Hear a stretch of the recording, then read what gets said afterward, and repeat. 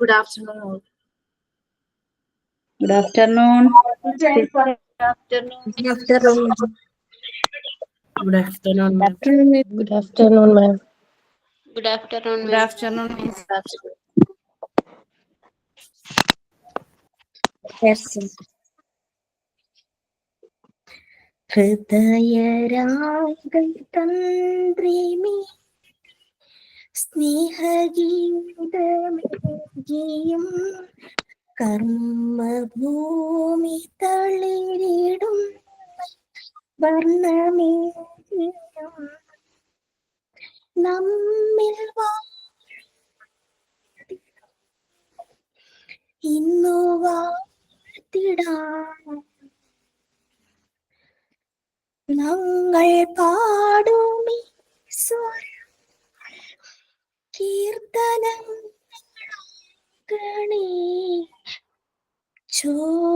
ചൂടുവയ്ക്കുമീ നൃത്തലോലമാ കുഞ്ഞു വീടിനുൾക്കളങ്ങൾ സ്വർഗമാകണേ അമ്മ നൽകുമുമ്മ പോലും അമൃതമാകണേ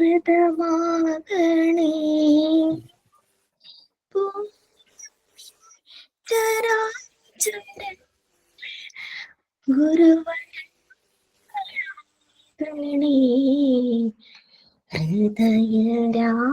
ഹൃദയരാഗതന്ത്രി മീട്ടി സ്നേഹഗീതമേ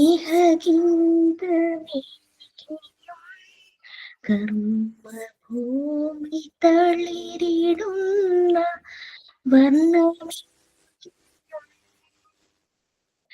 നമ്മിൽ ഇന്നു വാഴ്ത്തിടാം.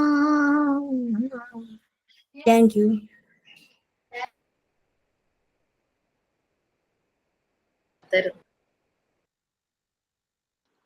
Okay, thoughts of the day. Hello. Thoughts of the day. Education is the passport to the future for tomorrow. Belongs to those who prepare for it today. Education is your degree is just a paper, just a piece of paper. Your real education is in your behavior. വിദ്യാഭ്യാസം എന്നത് ഭാവിയിലേക്കുള്ള പാസ്പോർട്ടാണ്. കാരണം അത് നാളെയുടേതാണ്, നാളെയിലേക്കായി തയ്യാറെടുക്കുന്നവരുടേതാണ്. നിങ്ങളുടെ ബിരുദം എന്നത് ഒരു കടലാസ് കഷ്ണം മാത്രമാണ്. നിങ്ങളുടെ യഥാർത്ഥ വിദ്യാഭ്യാസം നിങ്ങളുടെ പെരുമാറ്റത്തിലാണ് കാണുന്നത്. APJ Abdul Kalam.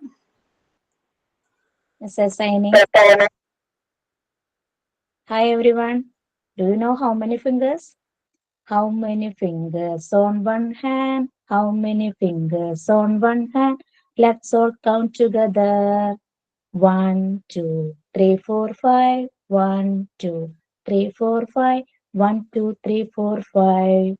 How many fingers? 1, 2 hand. How many fingers? 1, 2 hand. Let's all count together.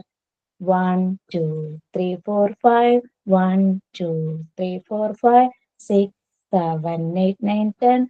6, 9, 8, 10, 10. 1, 2, 3, 4, 5. 6, 7, 8, 7. 6, 7, 8, 9, 10. Clap, clap, clap your hand. Clap, clap, clap your hand. Clap your hands with me. Clap, clap, clap your hands. Clap, clap, clap your hands. Clap your hands with me. Okay, miss. So actually, when you are doing signing, you have to on the video. Okay, no problem. കണ്ണിന് വയ്യാതിരിക്കാതെ കാരണം video on ആക്കാണ്ടിരുന്നെ. കണ്ണിന്റെ മുകളിലെ കുരു വന്നിട്ടേ ചെറുതായി cut ചെയ്യണം എന്ന് പറഞ്ഞിട്ടുണ്ടായിരുന്നു. അപ്പൊ കണ്ണിങ്ങനെ നല്ല വേദനയായിട്ടിരിക്കുക. അപ്പൊ അത് കാരണം വീഡിയോ ഓൺ ആക്കാണ്ടിരുന്നെ. പ്രൊസീജിയർ എന്നാ ചെയ്യണ്ടേ? അത് കണ്ണ് ഡോക്ടറെ അടുത്ത് കൊണ്ടുപോയിട്ട് അത് കട്ട് ചെയ്തിട്ട് അത് എടുത്ത് കളയണമെന്ന് പറഞ്ഞിരിക്കണേ. കണ്ണിന്റെ പോളയിലാണ്. അത് കാരണം എപ്പോഴും കണ്ണിങ്ങനെ മൂടിക്കെട്ടി നിൽക്കുക. അത് കാരണം ഞാൻ വീഡിയോ ഓൺ ആക്കാന്ന് വിചാരിച്ചു. പക്ഷെ ഇപ്പുറത്തെ കണ്ണിലേക്കും വന്നു തുടങ്ങിയിട്ട് അപ്പൊക്ക് ഭയങ്കര പെയിനാ. അത് കാരണം വീഡിയോ ചെയ്യാൻ. താഴത്തെ പോളയിലാണോ മുകളിലത്തെയാണോ? മുകളിലത്തെ സെന്റർ പോർഷനിലെ വരണേ. അത് വലത്തെ കണ്ണിന്റെ സെൻട്രലും ഇപ്പോ ഇടത്തെ കണ്ണിന്റെ ഈ സൈഡിലും വരുന്നുണ്ട്. അപ്പൊ ഭയങ്കര പെയിൻ. കുരുവാണോ വാട്ട് ആണോ ഇത് അരിപ്പാറയാണോ? കുരുവാണ് വരുന്നത്. നല്ല കുരു. ഇപ്പൊ 2 ആഴ്ചത്തോളായി ഇത് വന്നിട്ട് മാറണില്ല. അപ്പൊ ഡോക്ടറെ കണ്ടതാ. എനിക്കൊരു വാട്ട് പോലെ വന്നിരുന്നു. അത് താഴെയായിരുന്നു, പക്ഷെ അതിങ്ങനെ വലുതായി താഴെ നമ്മുടെ ആ പീലിയുടെ അവിടെയാണ് വെച്ചിട്ടുണ്ടെങ്കിൽ ഇത്ര പ്രശ്നമില്ലായിരുന്നു. ഇത് പകുതി കണ്ണടഞ്ഞിട്ടായിരിക്കണത്. ഒന്നും കാണുമ്പോ ഒക്കെ ഭയങ്കര മങ്ങലായിട്ടാ കാണുന്നത്. അത് അതിന്റെ തടസ്സം കാരണേ കണ്ണിന്റെ വെള്ളയിലേക്ക് ടച്ച് ആവാൻ തുടങ്ങി, ഭയങ്കര ഇച്ചിങ്ങും. അങ്ങനെ അതൊരു പ്രൊസീജിയറിലൂടെ കളഞ്ഞു. ഇത് നല്ല കുരു, കണ്ണെപ്പോഴും മഞ്ഞളിപ്പ്, പീള കെട്ടുക, ഭയങ്കര ബുദ്ധിമുട്ട്. ചെയ്യൂ. ആ. Take care. Okay fine. നമ്മൾ എവിടെയായിരുന്നു? വേറെ ഇനി 3rd യൂണിറ്റ് ആണോ? പാർട്ട് 3. ലോ ഓഫ് നാച്ചുറൽ ഡെവലപ്മെന്റിലെ ലോ ഓഫ് വർക്ക് എന്ന പോർഷൻ. അതിൽ ആ 4 പേരിനെ കുറിച്ച് പറഞ്ഞിട്ടുണ്ടായിരുന്നു. പിയാഗെറ്റ്, പിന്നെ അതുപോലെ സിഗ്മണ്ട് ഫ്രോയിഡ്, വിഗഡോസ്കി ഇല്ലേ? നിങ്ങൾ നോക്കിയിരുന്നോ? അതോ നമ്മൾ എന്തായിരുന്നു പറഞ്ഞത്? ക്ലാസ്സിൽ നോക്കാന്നാണോ? നിങ്ങൾ നോക്കിയിട്ട് വരുന്നോ? എന്താ വരുന്നു പറഞ്ഞത്? അല്ല, അതിനെ കുറിച്ച് മനസ്സിലാക്കി വെക്കാൻ പറഞ്ഞു.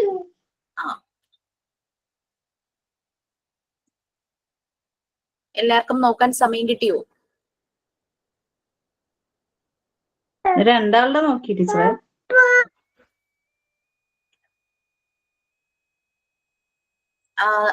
കിട്ടിയ ഒബ്സർവേഷൻസ് ഷെയർ ചെയ്യാൻ ആർക്കെങ്കിലും പറ്റുമോ?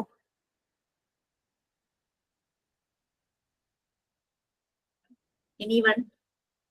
പിയാഗെറ്റ്സിന്റെ ഒരു 4 തരത്തിലുള്ള സ്റ്റേജ് പറയുന്നുണ്ടല്ലോ. ചൈൽഡ് ഡെവലപ്മെന്റിനെ കുറിച്ച് 4 സ്റ്റേജ് ആണ് പറയുന്നത്. ഫസ്റ്റ് സ്റ്റേജില് 0 to 2 year വരെയുള്ള കുട്ടികളുടെ ഡെവലപ്മെന്റിനെ കുറിച്ച് പറയുന്നുണ്ട്. 4 സ്റ്റേജ് ആക്കി തിരിച്ചിട്ടുണ്ട് അദ്ദേഹം. അതില് പിന്നെ സെക്കൻഡ് സ്റ്റേജ് ചെറിയ കുട്ടിയുണ്ട്. ഉറങ്ങി എണിച്ചതാണ് ഏതാണ്. പിന്നെ 2 to 7 year pre operational stage. പിന്നെ അടുത്തത് concrete operational stage 7 to 11 years. പിന്നെ അടുത്ത സ്റ്റേജ് ആണ് ഫോർമൽ ഓപ്പറേഷണൽ സ്റ്റേജ്. അത് 12 years ആൻഡ് എബോവ് ചിൽഡ്രൻ. പിന്നെ സിഗ്മണ്ട് ഫ്രോയിഡിനെ കുറിച്ച് പറയുന്നത് അദ്ദേഹം പേഴ്സണലി ടീച്ചർ പറഞ്ഞ പോലെ 5 സെക്ഷൽ സ്റ്റേജസ് ആയിട്ടാണ് തരംതിരിച്ചിരുന്നത്. ഒന്നാമത്തെ ഓറൽ സ്റ്റേജ്, 2 അനൽ, 3 ഫാലിക്, പിന്നെ ലാറ്റൻസി, ജെനിറ്റൽ, അങ്ങനെ 5 സ്റ്റേജ് ആയിട്ട്. പിന്നെ അടുത്ത് സെർച്ച് ചെയ്യുന്നതേ ഉള്ളൂ. ഞാൻ കുറച്ച് സമയം കിട്ടിയുള്ളൂ. ഞാൻ കഴിഞ്ഞ ക്ലാസ്സിൽ ഉണ്ടായിരുന്നില്ല ടീച്ചറെ. ഇപ്പൊ ഞാൻ വീഡിയോ കണ്ടിട്ട് ഇങ്ങനെ ജസ്റ്റ് ഇപ്പൊ നോക്കിയുള്ളൂ. ഓക്കെ. ആർക്കെങ്കിലും എന്തെങ്കിലും ആഡ് ചെയ്യാനുണ്ടോ about the stages of child development? Different persons opinions എന്തെങ്കിലും എക്സ്ട്രാ ആഡ് ചെയ്യാനുണ്ടോ?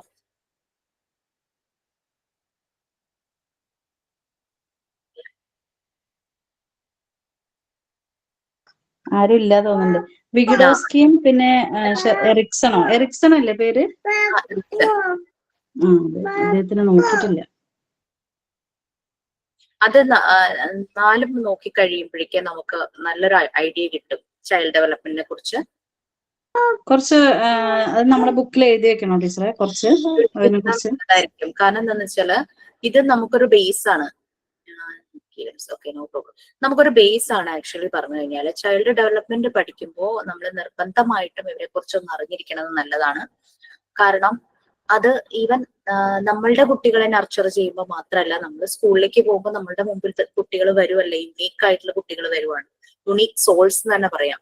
അപ്പൊ അവരെ മനസ്സിലാക്കണമെങ്കിൽ നിങ്ങൾ ഈ തിയറീസ് ഒന്ന് അറിഞ്ഞിരുന്നാൽ വളരെ നല്ലതായിരിക്കും. വളരെ ഹെൽപ്ഫുൾ ആണ്. ടീച്ചിങ് പ്രാക്ടീസിന് പോകുമ്പോഴൊക്കെ ആ ഒരു സമയത്ത് നമുക്ക് വേറെ ടീച്ചർ പഠിപ്പിച്ചു തന്നിട്ടുണ്ടായിരുന്നു ഈ സ്റ്റേജസ്. പിന്നെ അത് മതി, ടീച്ചർ പഠിപ്പിച്ചത് സെയിം തന്നെയല്ലേ?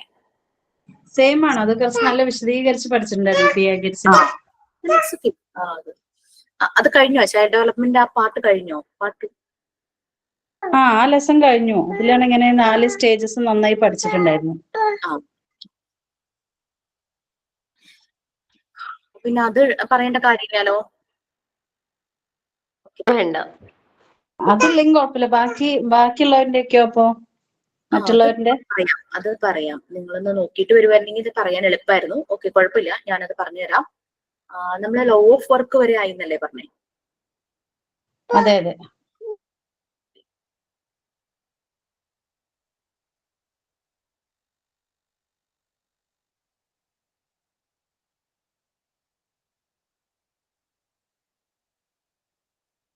ഓക്കെ, അതിനു മുമ്പ് എറിക്സന്റെ സ്റ്റേജസ് ഞാനൊന്ന് പറയാം. അദ്ദേഹം ഒരു സൈക്കോ അനാലിസ്റ്റ് ആയിരുന്നു. അദ്ദേഹം കുട്ടികളുടെ ഡെവലപ്മെന്റിനെ കുറിച്ച് അദ്ദേഹത്തിന്റെ കുറച്ച് ഒബ്സർവേഷൻസ് ഉണ്ട്. അദ്ദേഹം ശരിക്കും സൈക്കോ സോഷ്യൽ സ്റ്റേജസ് ആ രീതിയിലാണ് അദ്ദേഹം പറഞ്ഞത്. Psycho social stages. എറിക്സൺ ഒരു സൈക്കോളജിസ്റ്റ് തന്നെയായിരുന്നു. പക്ഷെ കുറെ ഇൻഫ്ലുവൻഷ്യൽ, നമ്മളെയൊക്കെ ഇൻഫ്ലുവൻസ് ചെയ്യുന്ന രീതിയിലുള്ള കുറെ തിയറീസ് ഡെവലപ്മെന്റിനെ കുറിച്ച് അദ്ദേഹം എഴുതിയിട്ടുണ്ട്. പിന്നെ ഇത് സിഗ്മണ്ട് ഫ്രോയിഡും ഇവരൊക്കെ ആയിട്ട് അവരുടെയൊക്കെ വർക്കുകൾ തമ്മിൽ ഒരു ഇമ്പാക്ട് ഉണ്ടായിട്ടുണ്ട്. Erikson's theory psycho social development ആയിരുന്നപ്പോൾ സഫിയ പറഞ്ഞ പോലെ തന്നെ സിഗ്മണ്ട് ഫ്രോയിഡിന്റെ സൈക്കോ സെക്ഷൽ ഡെവലപ്മെന്റ് എന്നുള്ള രീതിയിലായിരുന്നു കുട്ടികളുടെ ഡെവലപ്മെന്റ് സ്റ്റേജിനെ അദ്ദേഹം പറഞ്ഞത്. 8 സ്റ്റേജാണ് എറിക്സൺ. നമുക്ക് പിയാഗറ്റിന് 4 സ്റ്റേജസ് ആയിരുന്നപ്പോ എറിക്സണും ഏജിനനുസരിച്ച് എല്ലാവരും ഏജ് സ്പാൻ വെച്ചിട്ടാണ് സ്റ്റേജസ് ഡിഫൈൻ ചെയ്തത്. എറിക്സൺ അതൊരു 8 സ്റ്റേജ് ആയിട്ടുള്ള തിയറി ആയിട്ടാണ് വെച്ചത്. Stage 1 trust versus mistrust. നമ്മൾ ജസ്റ്റ് ഒന്ന് പറഞ്ഞോ, ഇത് ഞാൻ പറഞ്ഞിരുന്നോ നിങ്ങളോട്? ഇല്ലെന്ന് തോന്നുന്നല്ലേ. അതായത് കുട്ടി ജനിച്ച് 18 months, birth to 18 months. 18 months എന്ന് പറഞ്ഞാൽ എത്ര വയസ്സായിരിക്കും? 1.5 വയസ്സ്. 1 വയസ്സും 6 മാസം. അതെ, 1 വയസ്സും 6 മാസവും 1.5 വയസ്സ്. അത് ഇൻഫാൻസി, ആ ശൈശവാവസ്ഥ, ബർത്ത് ടു 18 months. ആ സ്റ്റേജിനെ അദ്ദേഹം ട്രസ്റ്റ് വേഴ്സ് മിസ്ട്രസ്റ്റ് എന്നാണ് പറഞ്ഞത്. അതായത് ട്രസ്റ്റ് എന്ന് പറഞ്ഞാൽ വിശ്വാസം, അതിന്റെ ജസ്റ്റ് ഓപ്പോസിറ്റ് ആണ് മിസ്ട്രസ്റ്റ്, അല്ലെ? അപ്പൊ അദ്ദേഹം ഓരോ സ്റ്റേജും 2 ആയിട്ട് വീണ്ടും ഡിവൈഡ് ചെയ്തേക്കാം. ഒന്ന് പോസിറ്റീവും ഒന്ന് നെഗറ്റീവ് എന്നുള്ള രീതിയിലാണ്. അതായത് ഒരു സൈഡ് ട്രസ്റ്റും ഉണ്ടാകാം, മറ്റേ സൈഡിൽ മിസ്ട്രസ്റ്റും ഉണ്ടാകാം. അത് അദ്ദേഹം പറയുന്നത് കുട്ടിയുടെ ആ ഡെവലപ്മെന്റ് സമയത്ത് ബർത്ത് തുടങ്ങിയിട്ട് 1.5 ages വരെയും നല്ല പോസിറ്റീവായിട്ട് ഡെവലപ്മെന്റിനെ ഹെൽപ്പ് ചെയ്യുന്ന കാര്യങ്ങളാണ് വരുന്നതെങ്കിൽ കുട്ടിയിൽ ട്രസ്റ്റ് ഉണ്ടാവും. അതേസമയം ഡെവലപ്മെന്റിനെ താഴേക്ക് കൊണ്ടുപോകുന്ന കാര്യങ്ങൾ ഉണ്ടാവുന്നെങ്കിൽ കുട്ടിയിൽ മിസ്ട്രസ്റ്റ് ഫോം ചെയ്യുന്നതാണ് അദ്ദേഹം പറഞ്ഞത്. ഓക്കെ, ജസ്റ്റ് ഒന്ന് തിങ്ക് ചെയ്യാം. ബർത്ത് തുടങ്ങി 18 months, നമുക്ക് തന്നെ കുഞ്ഞുങ്ങൾ ഈ ഒരു ഏജിൽ ഉണ്ടാവും, അല്ലെങ്കിൽ കുറെ കൂടെ വളർന്ന കുഞ്ഞുങ്ങൾ ഉണ്ടായിരിക്കും, അല്ലെങ്കിൽ ക്യാരിയിങ് ആയിട്ടുള്ള അമ്മമാരുണ്ടാവും, അല്ലെങ്കിൽ കുട്ടികളെ വീട്ടിൽ കണ്ട് ഫെമിലർ ആയിട്ടുള്ളവരുണ്ടാവും, പുറത്ത് കുട്ടികളെ കണ്ടവരുണ്ടായിരിക്കും. നിങ്ങളൊന്ന് ആലോചിച്ചു, ജനിച്ചു തുടങ്ങിയ ഒരു 1.5 മാസം വരെ ആയിട്ടുള്ള കുട്ടിയുടെ മെയിൻ ആക്ടിവിറ്റീസ് എന്തൊക്കെയാണ്? കൈകാലടിച്ചിട്ട് ഇങ്ങനെ കിടക്കും, ചിരിക്കും, അത്ര തന്നെ. പാല് കുടിക്കുക, കമിഴ്ന്ന് കളിക്കുക, സൗണ്ട് ഉണ്ടാക്കുക, പിന്നെന്താ എഴയുക, മുട്ടുകുത്താൻ ശ്രമിക്കുക, ഓരോ ടോയ്സോ കയ്യിൽ കിട്ടിയത് വായിൽ വെക്കുക, വിരല് കുടിക്കുക. പിന്നെ 3 മാസമല്ലേ പറഞ്ഞത്? ഏതാ? 3 മാസം വരെ പറഞ്ഞത്. ജനിച്ചു തുടങ്ങി 18 months, ഈ സ്റ്റേജ് 1 എറിക്സൺ പറയുന്നത്. അപ്പൊ നടക്കാൻ തുടങ്ങുമല്ലോ കുട്ടികള്. ഇരിക്കും, പിടിച്ചൊക്കെ നടക്കും, സ്റ്റെപ്പൊക്കെ കയറാൻ തുടങ്ങും. 1.5 വയസ്സൊക്കെ ആവുമ്പോഴേക്കും ഇച്ചിരിയൊക്കെ ഒന്ന് ഓടാനൊക്കെ ഉള്ള ഇതൊക്കെ കിട്ടും, സംസാരിക്കാനൊക്കെ സ്റ്റാർട്ട് ചെയ്യും. സംസാരിക്കാൻ ശ്രമിക്കും, എല്ലാ തരത്തിലുള്ള ഫുഡും കഴിക്കും. ഈ ഒരു സമയത്ത്, അതായത് ബർത്ത് എന്നുള്ള ആ ടൈം നിങ്ങൾ ആലോചിക്കും. 1.5 വയസ്സെന്നുള്ള മാക്സിമം ഏജ് ആവാതെ അതിലേക്ക് പോകുന്ന വഴിയിൽ ഈ കുട്ടി ഏറ്റവും കൂടുതൽ ഡിപ്പെൻഡ് ചെയ്യുന്നത് ആരെയായിരിക്കും? അമ്മയായിരിക്കും. ഓക്കെ, നമുക്കതൊന്ന് ജനറലൈസ് ചെയ്ത് പറയാം. ഒന്നല്ലെങ്കിൽ മദർ, അല്ലെങ്കിൽ കെയർ ഗീവർ. എന്റെയൊക്കെ ഒരു ആഗ്രഹം എല്ലാ കുട്ടികളും ബ്ലെസ്ഡ് ആയിരിക്കണം അമ്മമാരാൽ. ബട്ട് ചില അൺലക്ക് സംഭവിക്കാം, അല്ലെ? അമ്മയില്ലാത്ത കുട്ടികൾ എന്ന് പറയുമ്പോൾ അവരെ കെയർ ചെയ്യുന്ന ആരോ ഒരാളുണ്ട്, കെയർ ഗീവർ ഉണ്ട്. സോ കുട്ടിക്ക് വേണ്ടുന്ന ഫുഡ് പ്രൊവൈഡ് ചെയ്യുന്നത് ഈ മദർ അല്ലെങ്കിൽ ഈ കെയർ ഗീവർ ആയിരിക്കും അല്ലെ. അപ്പോ എപ്പോഴും കുട്ടി ഡിപ്പെൻഡ് ചെയ്യുന്നത് അവരെയാണ്. കുട്ടിക്ക് അറിയാം വിശന്ന് കഴിഞ്ഞാൽ എനിക്ക് ഭക്ഷണം കൊണ്ടുതരും, എന്റെ കാര്യങ്ങൾ നോക്കും, എന്നെ കുളിപ്പിക്കും, എനിക്ക് ഉടുപ്പൊക്കെ ഇടിയിക്കും, ഉറക്കും, ഇതൊക്കെ ചെയ്യും ഈ കെയർ ഗീവർ അല്ലെങ്കിൽ മദർ. ഓക്കെ, അപ്പൊ ഈ കെയർ ഗീവർ ഇതെല്ലാം സമയത്ത് ചെയ്യുമ്പോൾ കുട്ടിക്ക് എന്താ കെയർ ഗീവറോട് ഒരു ഭയങ്കര ഒരു അറ്റാച്ച്മെന്റ് വരുവാണ് അല്ലെ. അവര് തമ്മിലൊരു ബോണ്ടിങ് ആവുന്നു, ഒരു ട്രസ്റ്റ് ഫോം ചെയ്യുന്നു. അതാണ് എറിക്സൺ ഇവിടെ പറഞ്ഞത് സ്റ്റേജ് 1 ട്രസ്റ്റ്. അതേസമയം കുട്ടിക്ക് ഈ ഒരു ഏജിൽ വേണ്ടുന്ന കാര്യങ്ങൾ പ്രൊവൈഡ് ചെയ്യാൻ കെയർ ഗീവർക്ക് ഫെയിൽ ആവുകയാണെങ്കിൽ ആ ഒരു ബോണ്ടിങ് ഉണ്ടാവില്ല, അവിടെ മിസ്ട്രസ്റ്റ് ആയിരിക്കും, ഒരു വിശ്വാസമില്ലായ്മ ഫോം ചെയ്യുന്നതാണ് എറിക്സൺ പറഞ്ഞത്. ഇപ്പൊ ക്ലിയർ ആയോ സ്റ്റേജ് 1? വിശ്വാസമില്ലായ്മ എപ്പോഴാണ് ഉണ്ടാകുക? അതായത് കുട്ടിക്ക് വേണ്ടുന്ന കാര്യങ്ങൾ പ്രൊവൈഡ് ചെയ്യാൻ കെയർ ഗീവർ ഫെയിൽ ആവുമ്പോൾ, സമയത്ത് ഭക്ഷണം കൊടുക്കാതിരിക്കുക, കുട്ടിയെ ക്ലീൻ ചെയ്യാതിരിക്കുക, കുട്ടിയെ ഉറക്കുന്ന കാര്യത്തിൽ ഹെൽപ്പ് ചെയ്യാതിരിക്കുക, ഇങ്ങനെയൊക്കെ ചെയ്യുമ്പോഴേക്കും കുട്ടിക്ക് ആ കെയർ ഗീവറുമായിട്ട് ഒരു മിസ്ട്രസ്റ്റ് ഫോം ചെയ്യും എന്നാണ് എറിക്സൺ ഫസ്റ്റ് സ്റ്റേജിൽ പറയുന്നത്. ഓക്കെ, മനസ്സിലായോ? മനസ്സിലായി ടീച്ചർ. ഈ ഒരു ടൈമില് കെയർ ഗീവർ പ്രൊവൈഡ് ചെയ്യേണ്ട കാര്യങ്ങൾ ടൈംലി സമയത്ത് കുട്ടിക്ക് പ്രൊവൈഡ് ചെയ്ത് കഴിഞ്ഞു കഴിഞ്ഞാൽ കുട്ടിയുടെ ഡെവലപ്മെന്റ്, സമയത്ത് ഭക്ഷണം കൊടുത്തില്ലെങ്കിൽ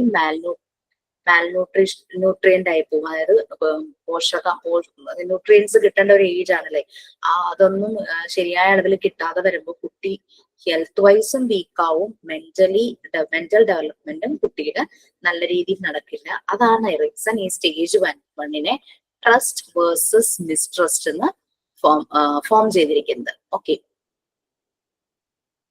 സോഷ്യൽ എക്സ്പീരിയൻസ്, ആ ഹോൾ ലൈഫ് സ്പാനില് കുട്ടിയുടെ സോഷ്യൽ എക്സ്പീരിയൻസ് വെച്ചിട്ടാണ് ആ ഡെവലപ്മെന്റ് സ്റ്റേജസ് എറിക്സൺ ഡിവൈഡ് ചെയ്തിരിക്കുന്നത്. ഈ സോഷ്യൽ എക്സ്പീരിയൻസ് എന്ന് പറഞ്ഞു കഴിഞ്ഞാല് ഇപ്പൊ ആ ഒരു ഏജ് എന്ന് പറഞ്ഞാൽ കുട്ടി പുറത്തേക്ക് അധികം പോകുന്നില്ല, ബട്ട് വീട്ടിലുള്ള ആളുകളുമായിട്ട് മിങ്കിൾ ചെയ്യുന്നു, ദാറ്റ് ഇസ് അവിടെയും സോഷ്യലൈസ് ചെയ്യുവാണല്ലോ.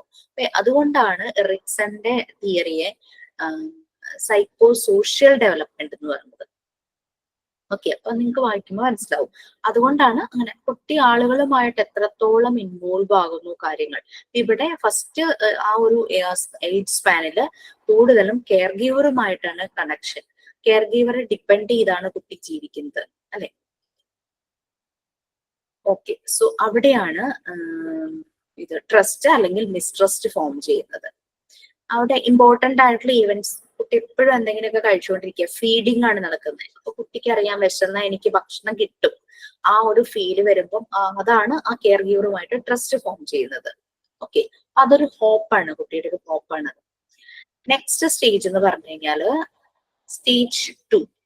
അപ്പൊ ഈ ഒരു ട്രസ്റ്റ് ഡെവലപ്പ് ചെയ്യുവാണെങ്കിൽ കുട്ടിക്ക് എപ്പോഴും ഒരു സേഫ് ആൻഡ് സെക്യൂർ ഫീൽ ആയിരിക്കും, നല്ലൊരു സേഫ് സെക്യൂർ ഹാൻഡിലാണല്ലോ ഞാൻ. സോ ആ ഒരു ഫീല് കുട്ടിയിൽ വരും. അതേസമയം കെയർ ഗീവർ ഇങ്ങനെ മാറിക്കൊണ്ടിരിക്കും. ഇപ്പൊ അമ്മ ഭയങ്കര ബിസിയാണ്, ജോലിക്ക് പോകുന്ന ഒരു അമ്മയാണ്, ജനിച്ച ഉടനെ തന്നെ കുഞ്ഞിനെ ഒരു മെയ്ഡിനെ ഏൽപ്പിക്കുവാണ്, കുട്ടിയെ നോക്കുന്ന ഒരാളെയാണ് ഏൽപ്പിക്കുന്നത്. അവരിങ്ങനെ മാറി മാറി വന്നുകൊണ്ടിരിക്കുമ്പോ ആ ഒരു ബോണ്ടിങ്ങില് വ്യത്യാസം വരും. അപ്പൊ അത് ഒരു ഫെയിലിയർ ആയിട്ട് തന്നെ വരും പറയാം. Stage 2 autonomy versus shame and doubt. ഈ സ്റ്റേജ് 2 എന്ന് പറയുന്നത് ഏജ്, നമ്മൾ ആദ്യത്തെ 18 monthsന്റെ കാര്യം പറഞ്ഞു. സ്റ്റേജ് 2 എന്ന് പറയുന്നത് ഏർലി ചൈൽഡ്ഹുഡ് ആണ്. അതായത് ശൈശവാവസ്ഥയിൽ അതാ ഇൻഫാൻസിന്ന് മാറി ചൈൽഡ്ഹുഡ് അവസ്ഥയിലേക്ക് പോവുകയാണ്. 2 to 3 years ആ ഒരു സമയം ആണ് സ്റ്റേജ് 2. ഈ ഏജില് 2 വയസ്സ് അല്ലെങ്കിൽ 1.5 വയസ്സ് കഴിഞ്ഞ് 2 വയസ്സിലേക്ക് വരുമ്പോ ആ 2 വയസ്സില് ഒരു കുട്ടി എങ്ങനെയാ ബിഹേവ് ചെയ്യുക? 2 വയസ്സാണ് ഞാൻ ചോദിക്കുന്നത്. 2 to 3 years.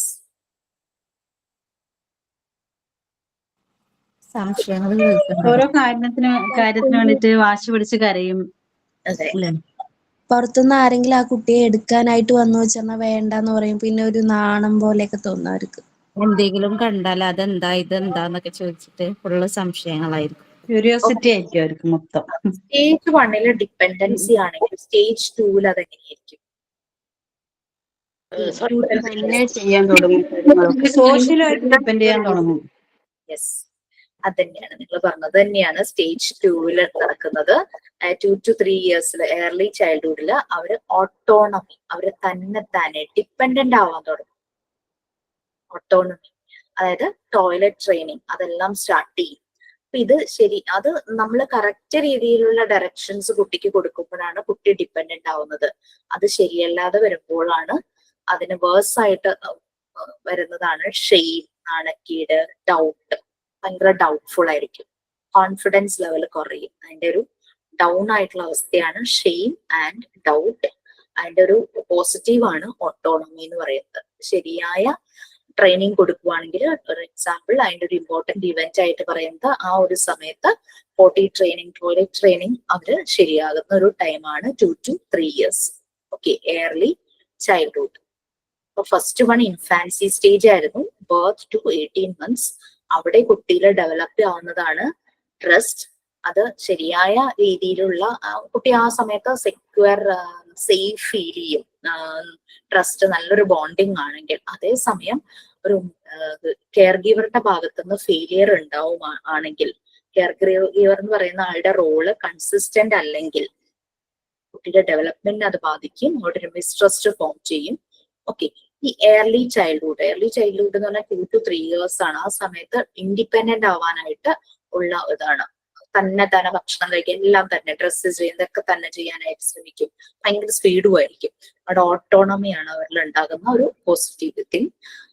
അത് പക്ഷെ ശരിയായ ട്രെയിനിങ് ലഭിച്ചില്ലെങ്കിൽ അവർക്കൊരു ഷെയിം, ഡൗട്ട് അതൊക്കെ വരും. ഒരു എക്സാമ്പിൾ പറയുവാണെങ്കിൽ ടോയ്ലറ്റ് ട്രെയിനിങ്. ഓക്കെ, ഇത് ഏർലി ചൈൽഡ്ഹുഡ്.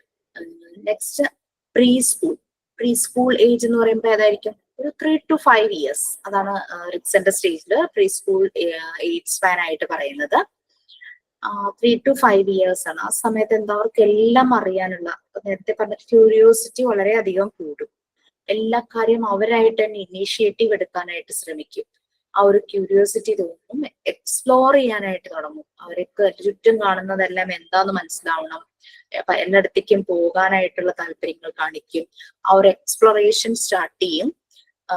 എന്തും ചെയ്യുന്നത് അവരൊരു പർപ്പസോട് കൂടിയായിരിക്കും ചെയ്യുന്നത്. ആ ഒരു പ്രീ സ്കൂളിൽ എല്ലാത്തിനും ഇനീഷ്യേറ്റീവ് എടുക്കാനായിട്ട്, ഞാൻ ആദ്യം ചെയ്യും, അങ്ങനെയുള്ള രീതിയിൽ ഇനീഷ്യേറ്റീവ് എടുക്കാനായിട്ട് തുടങ്ങും. അതേസമയം ഇത് പ്രോപ്പർ ആയിട്ട് ഇവരിലേക്ക് വരുമ്പോഴാണ് ഇനീഷ്യേറ്റീവ്, അവര് ഒരു ലീഡർഷിപ്പ് പോലെ അത് കാര്യങ്ങൾ തന്നെ ചെയ്യാനായിട്ട് തുടങ്ങുന്നത്. അതേസമയം അങ്ങനെ ഒരു സപ്പോർട്ട് കിട്ടാത്ത കുട്ടികള് ഗിൽട്ടി ഫീലിംഗ് ആയിരിക്കും. അവർക്ക് എപ്പോഴും ഒരു ഗിൽട്ടി ഫീലിംഗ് ആയിരിക്കും. അതായത് എന്തെങ്കിലും കുട്ടി ചെയ്യാനായിട്ട് തുടങ്ങുമ്പോൾ അവരെ തളർത്തുന്ന രീതിയിൽ നമ്മൾ എന്തെങ്കിലും പറയുമ്പോഴേക്കും അവർ പിന്നെ ഇങ്ങനെ മുഖം കുടിച്ചിരിക്കുന്നൊക്കെ കാണാറില്ലേ, ഒരു ഗിൽട്ടി ഫീലിംഗ് പോലെ ആ ഒരു ടൈമിലുണ്ടാവും. പ്രീ സ്കൂൾ എന്ന് പറഞ്ഞാൽ അവർ ഭയങ്കര ആക്റ്റീവ് ആവുന്ന ഒരു ഏജ് സ്പാൻ ആണ്. ആ സമയത്ത് അവർക്ക് അതിനുള്ള അവ എക്സ്പ്ലോർ ചെയ്യാനും അവർ ആക്റ്റീവ് ആകാനുമുള്ള ഒരു ഓപ്പർച്യൂണിറ്റീസ് ഉണ്ടാക്കി കൊടുക്കുക, ഒരു എൻവയോൺമെന്റ് ഉണ്ടാക്കി കൊടുക്കുക എന്നാണ് പറയുന്നത്. അതുകൊണ്ടാണ് മറിയ മോണ്ടിസോറി ആ ഒരു ഏജിലുള്ള കുട്ടികൾക്ക് അവർ ആക്ടിവിറ്റീസ് ചെയ്യണം എന്ന് പറഞ്ഞ് അതിന് പറ്റുന്ന രീതിയിലുള്ള ഒരു എൻവയോൺമെന്റ് പ്രിപ്പയർ ചെയ്തിരിക്കുന്നത്. മനസ്സിലായോ? ഓക്കെ, സോ നമ്മളിപ്പം 2 സ്റ്റേജസ് പറഞ്ഞിട്ടുള്ള 3 സ്റ്റേജസ് പറഞ്ഞു അല്ലെ. Infancy stage, birth to 18 months, early childhood 2 to 3 years, preschool 3 to 5 years. Infancy സ്റ്റേജിൽ വരുന്നത് ട്രസ്റ്റ് അല്ലെങ്കിൽ മിസ്ട്രസ്റ്റ്. ഒന്ന് പോസിറ്റീവ്, ഒന്ന് നെഗറ്റീവ്. ഏർലി ചൈൽഡ്ഹുഡിൽ വരുന്നത് ഓട്ടോണമി, ഡിപ്പെൻഡന്റ് ആകുന്നു, അല്ലെങ്കിൽ വേഴ്സ്റ്റ് ആയിട്ട് വരുന്നത് shame and doubt. Pre school ആകുമ്പോൾ 3 to 5 years അവർ ഇനീഷ്യേറ്റീവ് എടുക്കാൻ തുടങ്ങുന്നു, എക്സ്പ്ലോർ ചെയ്യാൻ തുടങ്ങുന്നു പലതും. അത് ഇല്ലാതെ വരുമ്പോൾ ഗിൽട്ടി ഫീലിംഗ് ആണ്. ഓക്കെ, ഇതാണ് ഓരോ ഒന്നും പറഞ്ഞത്. നെക്സ്റ്റ്, അതിപ്പം നമുക്ക് 3 ആയുള്ളൂ, നമുക്ക് 8 കൊണ്ട്. അടുത്തത് സ്കൂൾ ഏജ് അല്ലെ. പ്രീ സ്കൂൾ കഴിഞ്ഞ് കഴിഞ്ഞാൽ പിന്നെ സ്കൂളിലേക്ക് പോകും. സ്കൂൾ ഏജ് ഒരു 6 years തുടങ്ങി 11 years വരെ ആ ഒരു സ്കൂൾ ഏജിന്റെ ആ ഒരു ഏജ് സ്പാൻ വരുവാണ്. ഓക്കെ, അപ്പൊ ആ സമയത്ത് ഭയങ്കരമായിട്ട് ആക്റ്റീവ് ആയിരിക്കുന്ന ഒരു സമയമാണല്ലേ. അപ്പൊ എന്ന് വെച്ചാൽ ഒരു കുഞ്ഞിലെ അവര് ഓരോന്നും ചെയ്യും, കുഴപ്പമൊന്നും ഉണ്ടാവില്ല. പക്ഷെ ഈ ഒരു ഏജ് വരുമ്പോ ഇവര് മറ്റു കുട്ടികൾ ചെയ്യുന്നതും കൂടെ ഇവരൊന്ന് ശ്രദ്ധിക്കും. അപ്പൊ എന്നെ കൊണ്ട് പറ്റുന്നില്ലല്ലോ, ആ ഒരു ഇൻഫീരിയർ ആകുന്ന ഒരു ഏജും കൂടിയാണ് ഇത്. അതാണ് ഡൗൺ ആയിട്ട് വരുന്ന കാര്യം. ഇൻഡസ്ട്രി വേഴ്സസ് ഇൻഫീരിയോറിറ്റി എന്നാണ് പറയുന്നത്. 4th സൈക്കോ സോഷ്യൽ സ്റ്റേജ് ആണ്. അത് എയർലി സ്കൂൾ ഇയേഴ്സ് ആണ്. ഒരു 5 to 11 ആ ടീനേജിലേക്ക് കടക്കുന്നതിന് മുമ്പുള്ള സ്റ്റേജ് ആയിട്ടാണ് സ്റ്റേജ് 4 വെച്ചിരിക്കുന്നത്. സോഷ്യൽ ഇന്ററാക്ഷൻ കൂടുതൽ കുട്ടികളുമായിട്ടും ടീച്ചർമാരുമായിട്ടൊക്കെ ഇന്ററാക്ട് ചെയ്യുവാണല്ലോ. സോഷ്യൽ ഇന്ററാക്ഷൻസ് നടക്കുവാണ്. ഈ പുതിയൊരു അറ്റ്മോസ്ഫിയറിലേക്ക് പോകുന്നു. പ്രീ സ്കൂളിൽ നിന്ന് വേറൊരു അറ്റ്മോസ്ഫിയറിലേക്ക് പോവുകയാണല്ലോ. അവർക്കൊരു എന്തെങ്കിലും ഒരു കാര്യങ്ങൾ ചെയ്യുമ്പോൾ അത് അച്ചീവ് ചെയ്യുമ്പോൾ അവർക്ക് സ്വയം ഒരു അഭിമാനമൊക്കെ തോന്നുന്ന ഒരു ഇത്. അതേസമയം അങ്ങനെ അവരുടെ ഇത് നടക്കാതെ വരുമ്പോൾ ആണ് ഈ ഗിൽട്ട് ഫീലിംഗ്, ഫെയിലിയർ ഒക്കെ അവരെ ഗിൽട്ട് അല്ല ഇൻഫീരിയർ ആക്കി മാറ്റുന്നത് ഫെയിലിയർ. ഈ ഒരു സമയത്ത് അവരെ സക്സസിലേക്ക് ലീഡ് ചെയ്യുന്ന രീതിയിലുള്ള സപ്പോർട്ട് ചെയ്യേണ്ടവർ ചെയ്യണം. അത് പാരന്റ്സ് ആണെങ്കിലും ടീച്ചേഴ്സ് ആണെങ്കിലും. അവർക്ക് എപ്പോഴും ഒരു ഇൻഫീരിയർ ഫീൽ ആയിരിക്കും. അല്ലെങ്കിൽ അപ്പൊ പാരന്റ്സിനും ടീച്ചേഴ്സിനും ഓരോ സ്റ്റേജിലും, പാരന്റ്സിന്റെ ടീച്ചേഴ്സിന്റെ എന്ന് പറഞ്ഞു കഴിഞ്ഞാൽ 3 years തുടങ്ങിയാണ് സ്റ്റാർട്ട് ചെയ്യുന്നത്. ജനിക്കുമ്പോ തുടങ്ങി പാരന്റ്സിന്റെ സപ്പോർട്ട് അത്യാവശ്യമാണ്. അപ്പൊ മാത്രമാണ് കുട്ടികളുടെ ഡെവലപ്മെന്റ്, ഈ മെന്റൽ ഡെവലപ്മെന്റ്. ഇപ്പൊ നമ്മൾ കറക്റ്റ് ആയിട്ട് ഭക്ഷണമൊക്കെ കൊടുക്കുന്നു, ഓക്കെ, ഫിസിക്കൽ ഗ്രോത്ത് നടക്കുന്നുണ്ട്. ബട്ട് ഇവരുടെ മെന്റൽ ഡെവലപ്മെന്റ് ശരിയാവണമെങ്കിൽ നമ്മൾ അതിനനുസരിച്ചുള്ള അറ്റ്മോസ്ഫിയർ ആയിരിക്കണം അവർക്ക് ശരിയാക്കി കൊടുക്കേണ്ടത്. ഈ കുട്ടികൾക്ക് പാരന്റ്സിൽ നിന്നോ ടീച്ചേഴ്സിൽ നിന്നോ അതുപോലെ തന്നെ അവരുടെ ഫ്രണ്ട്സ്, ആ ഒരു ഫ്രണ്ട് സർക്കിളും ഇവരെ നല്ലപോലെ ഇമ്പാക്ട് ഉണ്ടാക്കുന്നതാണ്. അപ്പോ പാരന്റ്സ്, ടീച്ചേഴ്സ്, പിയർ ഗ്രൂപ്പ്, ആ ഒരു ഫ്രണ്ട് സർക്കിൾ, അവരിൽ നിന്നൊന്നും യാതൊരു രീതിയിലുള്ള ഒരു എൻകറേജ്മെന്റ് കിട്ടാതെ വരുമ്പോഴേക്കും അവർക്ക് അവരുടെ എബിലിറ്റിയിൽ ഡൗട്ട് തോന്നുന്നു. അങ്ങനെ സക്സസ് ആകില്ല, ഫെയിലിയറിലേക്ക് ഇൻഫീരിയർ ഫീൽ ചെയ്യും. നിങ്ങൾ കേട്ടിട്ടുണ്ടോ എന്നറിയില്ല, ഒരു കുട്ടി കവിതകൾ എഴുതുമായിരുന്നു നല്ലതുപോലെ. അപ്പം ഒരു ടീനേജിലേക്കൊക്കെ എത്തി നിൽക്കുന്ന ഒരു കുട്ടിയെ സ്കൂളിൽ പഠിക്കുമ്പോഴായിരുന്നു എഴുതുന്ന കവിത ടീച്ചറെ കാണിക്കുമ്പോൾ ടീച്ചർ സമയം കണ്ടെത്താറില്ല അത് വായിക്കാനൊന്നും. അതിന് പോയിരുന്ന് പഠിക്കുന്നു അങ്ങനെ പറഞ്ഞ് ഒഴിവാക്കും. പാരന്റ്സും ഇതുപോലെ തന്നെ ചെയ്യും, ചിരിക്കും. അത് പൊട്ടക്കവിത എഴുതിയിരിക്കുന്നു എന്നൊക്കെ പറഞ്ഞിട്ട്. ഫ്രണ്ട്സും ഇത് തന്നെ കളിയാക്കി ചിരിക്കുമായിരുന്നു, ഇങ്ങനെ പൊട്ടക്കവിതകൾ എഴുതിയിരിക്കുന്നു എന്നൊക്കെ പറഞ്ഞിട്ട്. അപ്പൊ ഇവൾക്കാണെങ്കിൽ ഭയങ്കര ഇഷ്ടമാണ് കവിത എഴുതാനായിട്ട്. അങ്ങനെ കേൾക്കാൻ ആരും ഇല്ലാത്തൊരവസ്ഥ. കുട്ടി അടുപ്പമുള്ള എല്ലാവരുമായിട്ട് ഇത് കാണിച്ചു, ആരും തന്നെ ഇതൊന്നും നോക്കാൻ പോലും തയ്യാറായില്ല, അവളെ കളിയാക്കുക തന്നെ ചെയ്തു. അപ്പം അത് ആ കുട്ടിക്ക് ഒരു ഭയങ്കര വല്ലാത്തൊരു വിഷമം തന്നെ ഉണ്ടായി. അങ്ങനെ ഇവള് സ്ഥിരം വരുന്ന ബസ്സിലെ കണ്ടക്ടറായിരുന്നു. കണ്ടക്ടറെ കാണിച്ചു. കണ്ടക്ടർ ആ കവിത കേൾക്കാൻ തയ്യാറായി, കേട്ടു. കുറച്ച് ദിവസങ്ങൾ കഴിഞ്ഞപ്പോഴേക്കും കുട്ടി ഹാങ് ചെയ്ത് മരിക്കുവാണ്. കണ്ടക്ടർ കേട്ടതിന്റെ ഉദ്ദേശം വേറെയായിരുന്നു, സമയം കണ്ടെത്തിയതിന്റെ ഉദ്ദേശം വേറെ പല ഉദ്ദേശങ്ങൾക്കായിരുന്നു. സോ അങ്ങനെ ആ കുട്ടിയുടെ ലൈഫ് അങ്ങനെ സ്പോയിലായി. സോ അതാണ്, നമ്മൾ കുഞ്ഞുങ്ങളെ കേൾക്കാൻ തയ്യാറാകണം. എന്ത് തിരക്കുണ്ടെങ്കിലും മാറ്റി വെച്ച് സ്കൂളിൽ നിന്ന് അവർ തിരിച്ചു വരുന്നത് പല പല കാര്യങ്ങൾ പറയാൻ വേണ്ടിയിട്ടായിരിക്കും. അങ്ങനെ ഓരോന്ന് പറയാൻ, ഓരോ വിശേഷം പറയാനായിട്ടും ആയിരിക്കും വരിക. ഒരു 3-4 പ്രാവശ്യം നമ്മൾ കേൾക്കാൻ സമയം കണ്ടെത്തിയില്ലെങ്കിൽ പിന്നെ അവരത് നമ്മളോട് പറയാതാവും. അവർ ചിലപ്പോൾ പലതും ഹൈഡ് ചെയ്യാനായിട്ട് തുടങ്ങും. അതുകൊണ്ട് ആണ് കുട്ടിയുടെ ഓരോ ഡെവലപ്മെന്റ് സ്റ്റേജസിലും പാരന്റ്സിന്റെ ഇമ്പോർട്ടൻസ് വളരെ വലുതാണ്. ടീച്ചേഴ്സ് ഒരു ഏജ് സ്പാൻ കഴിയുമ്പോഴാണ് ടീച്ചർമാരുടെ കയ്യിലേക്ക് കുട്ടികൾ എത്തുന്നുള്ളൂ. അപ്പൊ അങ്ങനെ ആ ഒരു എൻകറേജ്മെന്റ് നമ്മുടെ സൈഡിൽ നിന്ന് കിട്ടണം എന്നുള്ളത് തന്നെയാണ്. 50-ൽ 48 മാർക്ക് വാങ്ങുമ്പോൾ 2 മാർക്ക് നീ എവിടെ കൊണ്ട് കളഞ്ഞു എന്ന് ചോദിക്കുന്നതിന് പകരം വെരി ഗുഡ് എന്ന് പറഞ്ഞ അവനെ ഒന്ന് പാറ്റ് ചെയ്യുവാണെങ്കിൽ, ഒന്ന് അപ്രീഷിയേറ്റ് ചെയ്യുകയാണെങ്കിൽ അതവനെ കൂടുതൽ എൻകറേജ് ചെയ്യിക്കും.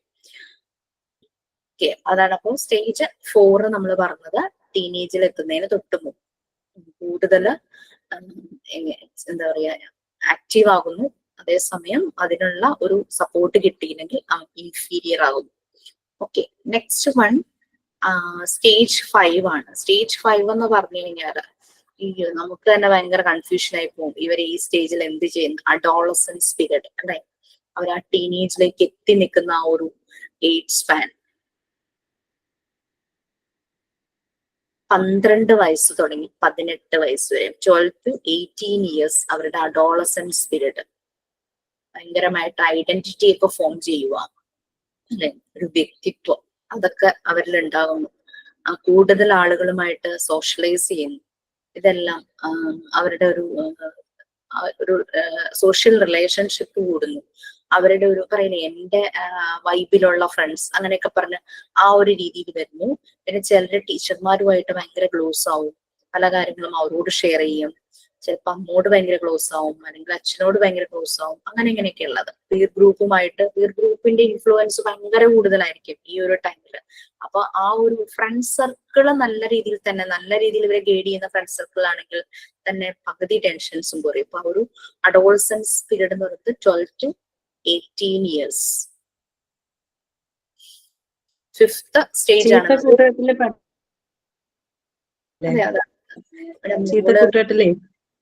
എപ്പോഴും വരാൻ സാധ്യതയുള്ള ഒരു സമയമാണ്.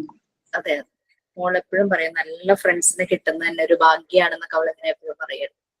ഇത് ഐഡന്റിറ്റി വേഴ്സ് കൺഫ്യൂഷൻ.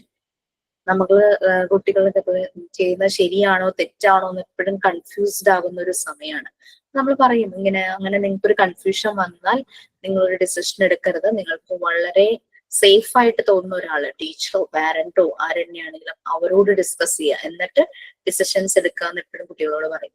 ഈ ഒരു അഡോളസെന്റ് പീരീഡിലെ കുട്ടികൾ ഈ ഒരു സൈക്കോസോഷ്യൽ സ്റ്റേജ് ഒരു ഭയങ്കരമായിട്ടൊരു എന്താ പറയാ കത്തി നിൽക്കുന്ന ഒരു പ്രായം എന്നൊക്കെ പറയില്ല, ആ ഒരു ടീനേജ് ഇയേഴ്സിലാണ് ഈ ഒരു സ്റ്റേജ് വരുന്നത്.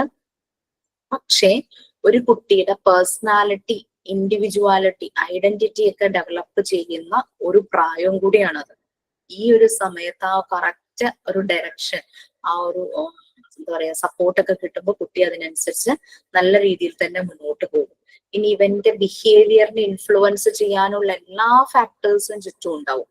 എവിടെ നോക്കിയാലും 3 എൻവയോൺമെന്റുകളാണ് ഇവരുടെ എല്ലാം ബിഹേവിയറിനെ ഇതാക്കുന്നത്. ഹോം, പിന്നെ പഠിക്കുന്ന സ്ഥാപനം ഇൻസ്റ്റിറ്റ്യൂഷൻ, ദെൻ ഇത് രണ്ടുമല്ലാത്ത ഇടമായ സൊസൈറ്റി.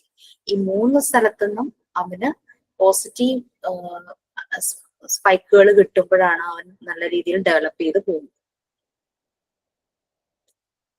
ഈ സമയത്ത് സെൽഫ്, പേഴ്സണൽ ഐഡന്റിറ്റി ഇതെല്ലാം ഡെവലപ്പ് ആകുന്നു. പിന്നെ എപ്പോഴും ട്രൂത്ത്, ട്രസ്റ്റ് അങ്ങനെയുള്ള കാര്യങ്ങള്, സത്യസന്ധമായി പെരുമാറണം, ട്രൂ ടു യുവർ സെൽഫ്, നമ്മോട് തന്നെ നീതി കാണിക്കണം, അങ്ങനെയുള്ള ചില കാര്യങ്ങളെല്ലാം മനസ്സിൽ തോന്നും. ഈ അഡോൾസൻ പീരീഡിൽ ഇവര് ഭയങ്കരമായിട്ട് എക്സ്പ്ലോർ ചെയ്യും ഇൻഡിപെൻഡൻസ്. ഞാൻ പറയല്ലോ ഞങ്ങള് ഇപ്പൊ ടീനേജ് ആയി വി ആർ ഇൻഡിപെൻഡന്റ്, ആ ഒരു രീതിയിൽ ഒരു സെൻസ് ഓഫ് സെൽഫ് അവരിൽ ഫോം ചെയ്യുകയാണ്. സ്വയം ഒരു ബോധം അത് ഫോം ചെയ്യും. ഭയങ്കര ദേഷ്യമായിരിക്കും മിസ്സേ. അതെ, പഠിക്കാനൊന്നും പറയണ പറ്റില്ല. എനിക്ക് എന്റെ മോന് ഇപ്പൊ 15 വയസ്സായിട്ടുണ്ട്. പഠിക്കണ കാര്യേ പറയണ ഇഷ്ടല്ല. അതെയോ, അതൊക്കെ ശരിയാവും. ശരിക്കും പറഞ്ഞ 9th എത്തുമ്പോഴാണ് ഒരു ഭയങ്കര ഒരു പ്രശ്നങ്ങളൊക്കെ കുട്ടികളിൽ വരുന്നത്. ഒരു 10th എത്തുമ്പോ ആള് തന്നെയാണോ എന്നൊക്കെ സംശയം തോന്നും. അതെ, ആള് 9th ഇപ്പൊ ഉള്ളത്. 9th ഇവർക്ക് ഭയങ്കര ഒരു ഗെയിമിനോടൊക്കെ ഒരു അഡിക്ഷൻ, അങ്ങനത്തെ ഒരു കാര്യങ്ങളൊക്കെ ഇച്ചിരി പീക്കിൽ നിൽക്കുന്ന ഒരു സമയമാണ്. അത് 10th ആവുമ്പോഴേക്കും അവരിൽ തന്നെ ശരിക്കും അങ്ങ് മാറും. അങ്ങനെ അവരുടെ ഇൻഡിപെൻഡൻസ് അവർ ഭയങ്കരമായിട്ട് എക്സ്പ്ലോർ ചെയ്യുന്നു. പിന്നെന്ന് വെച്ചാൽ അവരുടെ ബോഡിയിലും ചേഞ്ചസ് വരുവാണല്ലോ, അതിന്റെ ഭയങ്കര ഒരു കൺഫ്യൂഷൻസ് അവർക്ക് എന്തായാലും ഉണ്ടാവും. പെൺകുട്ടികളാണെങ്കിലും ആൺകുട്ടികളാണെങ്കിലും. പെൺകുട്ടികൾ കുറച്ചുകൂടെ അത് ഓക്കെ ആവും. ബട്ട് ആൺകുട്ടികൾക്ക് അതൊരു പ്രശ്നം തന്നെയാണ്. അവരുടെ ശബ്ദം ഒന്ന് മാറുമ്പോ, പുബർട്ടിയിലേക്ക് എത്തുമ്പോഴേ ഈ എന്താ പറയാ ഹെയർ ഗ്രോത്ത് ഒക്കെ വരുമ്പോഴേക്കും ഇവർക്ക് ഇത് ആരോട് ഷെയർ ചെയ്യണം, അങ്ങനത്തെ ഒരു ഭയങ്കര ഒരു കൺഫ്യൂഷനാണ്. ഈവൻ അച്ഛൻ നല്ല ഫ്രണ്ട് ആണെങ്കിൽ നമുക്ക് കുഴപ്പമില്ല, അത് അവിടെ സോൾവ് ആകും. ചില സ്ഥലങ്ങളിൽ അമ്മമാർ അത് മാനേജ് ചെയ്യുന്നത് ഞാൻ കണ്ടിട്ടുണ്ട്. കാരണം അച്ഛൻ അത് പറഞ്ഞു കൊടുക്കാൻ പറ്റില്ല, അവരത് പറയൂ. അവർ കുട്ടിയൊന്ന് കൂട്ടിക്കൊണ്ട് പുറത്ത് കൊണ്ടുപോയി എവിടെയെങ്കിലും കൊണ്ടുപോയി പതുക്കെ തോളിലൊക്കെ കൈയിട്ട് ഇതൊക്കെ ഒന്ന് പറഞ്ഞു കൊടുത്തത് ഞാൻ ഭയങ്കര കൂളാവും. പക്ഷെ അവന് ഭയങ്കര കൺഫ്യൂഷൻ. അവരോട് ചോദിക്കും, അവന്റെ സെയിം ഏജ് ഗ്രൂപ്പിനോട് ചോദിച്ചാൽ അവന് ചിലപ്പോൾ റോങ് മെസ്സേജുകളൊക്കെ വന്നു കഴിഞ്ഞാൽ അത് തന്നെ മതി, അവൻ ഡിസ്പയർ ആവാൻ തന്നെ.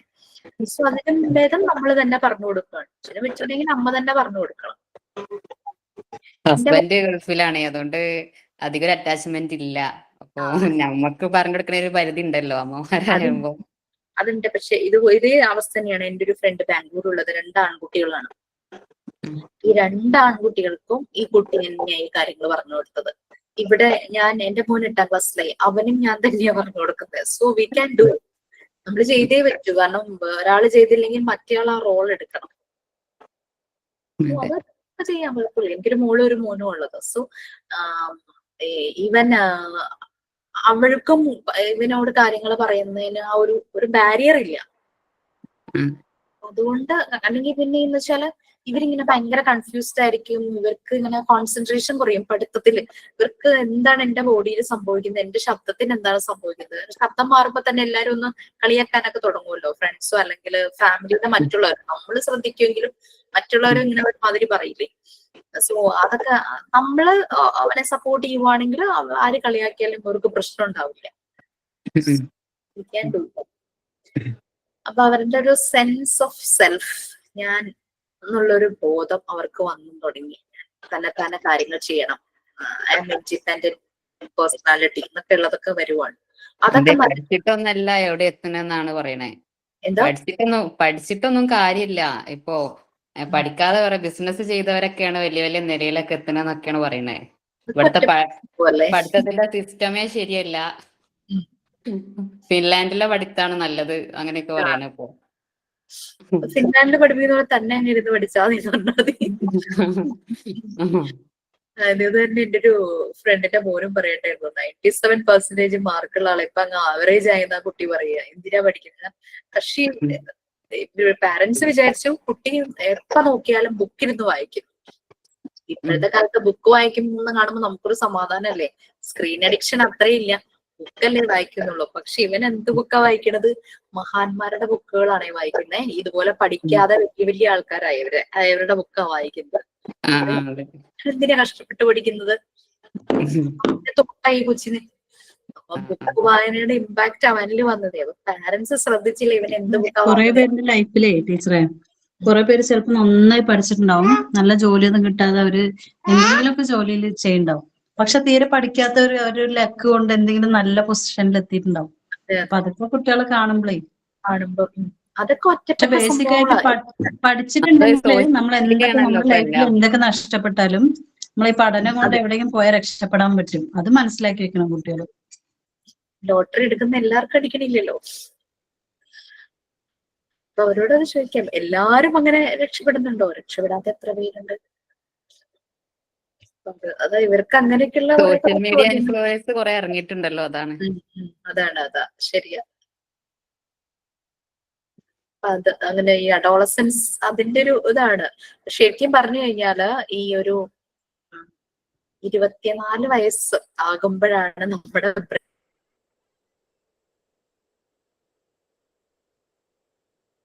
ബ്രെയിൻ ഫുള്ളായിട്ട് ഡെവലപ്പ് അവരുടെ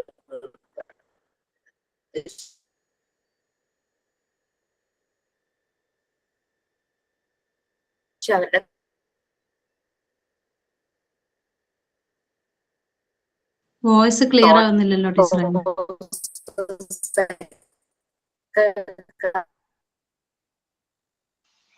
സ്റ്റക്ക് ആവുന്നുണ്ട്. കറക്റ്റ് ആവുന്ന 24 ഇയേഴ്സ് എന്ന് പറഞ്ഞാൽ എന്താ? നമ്മളൊരു PG കറക്റ്റ് ആയി പഠിച്ചു തുടങ്ങുവാണെങ്കിൽ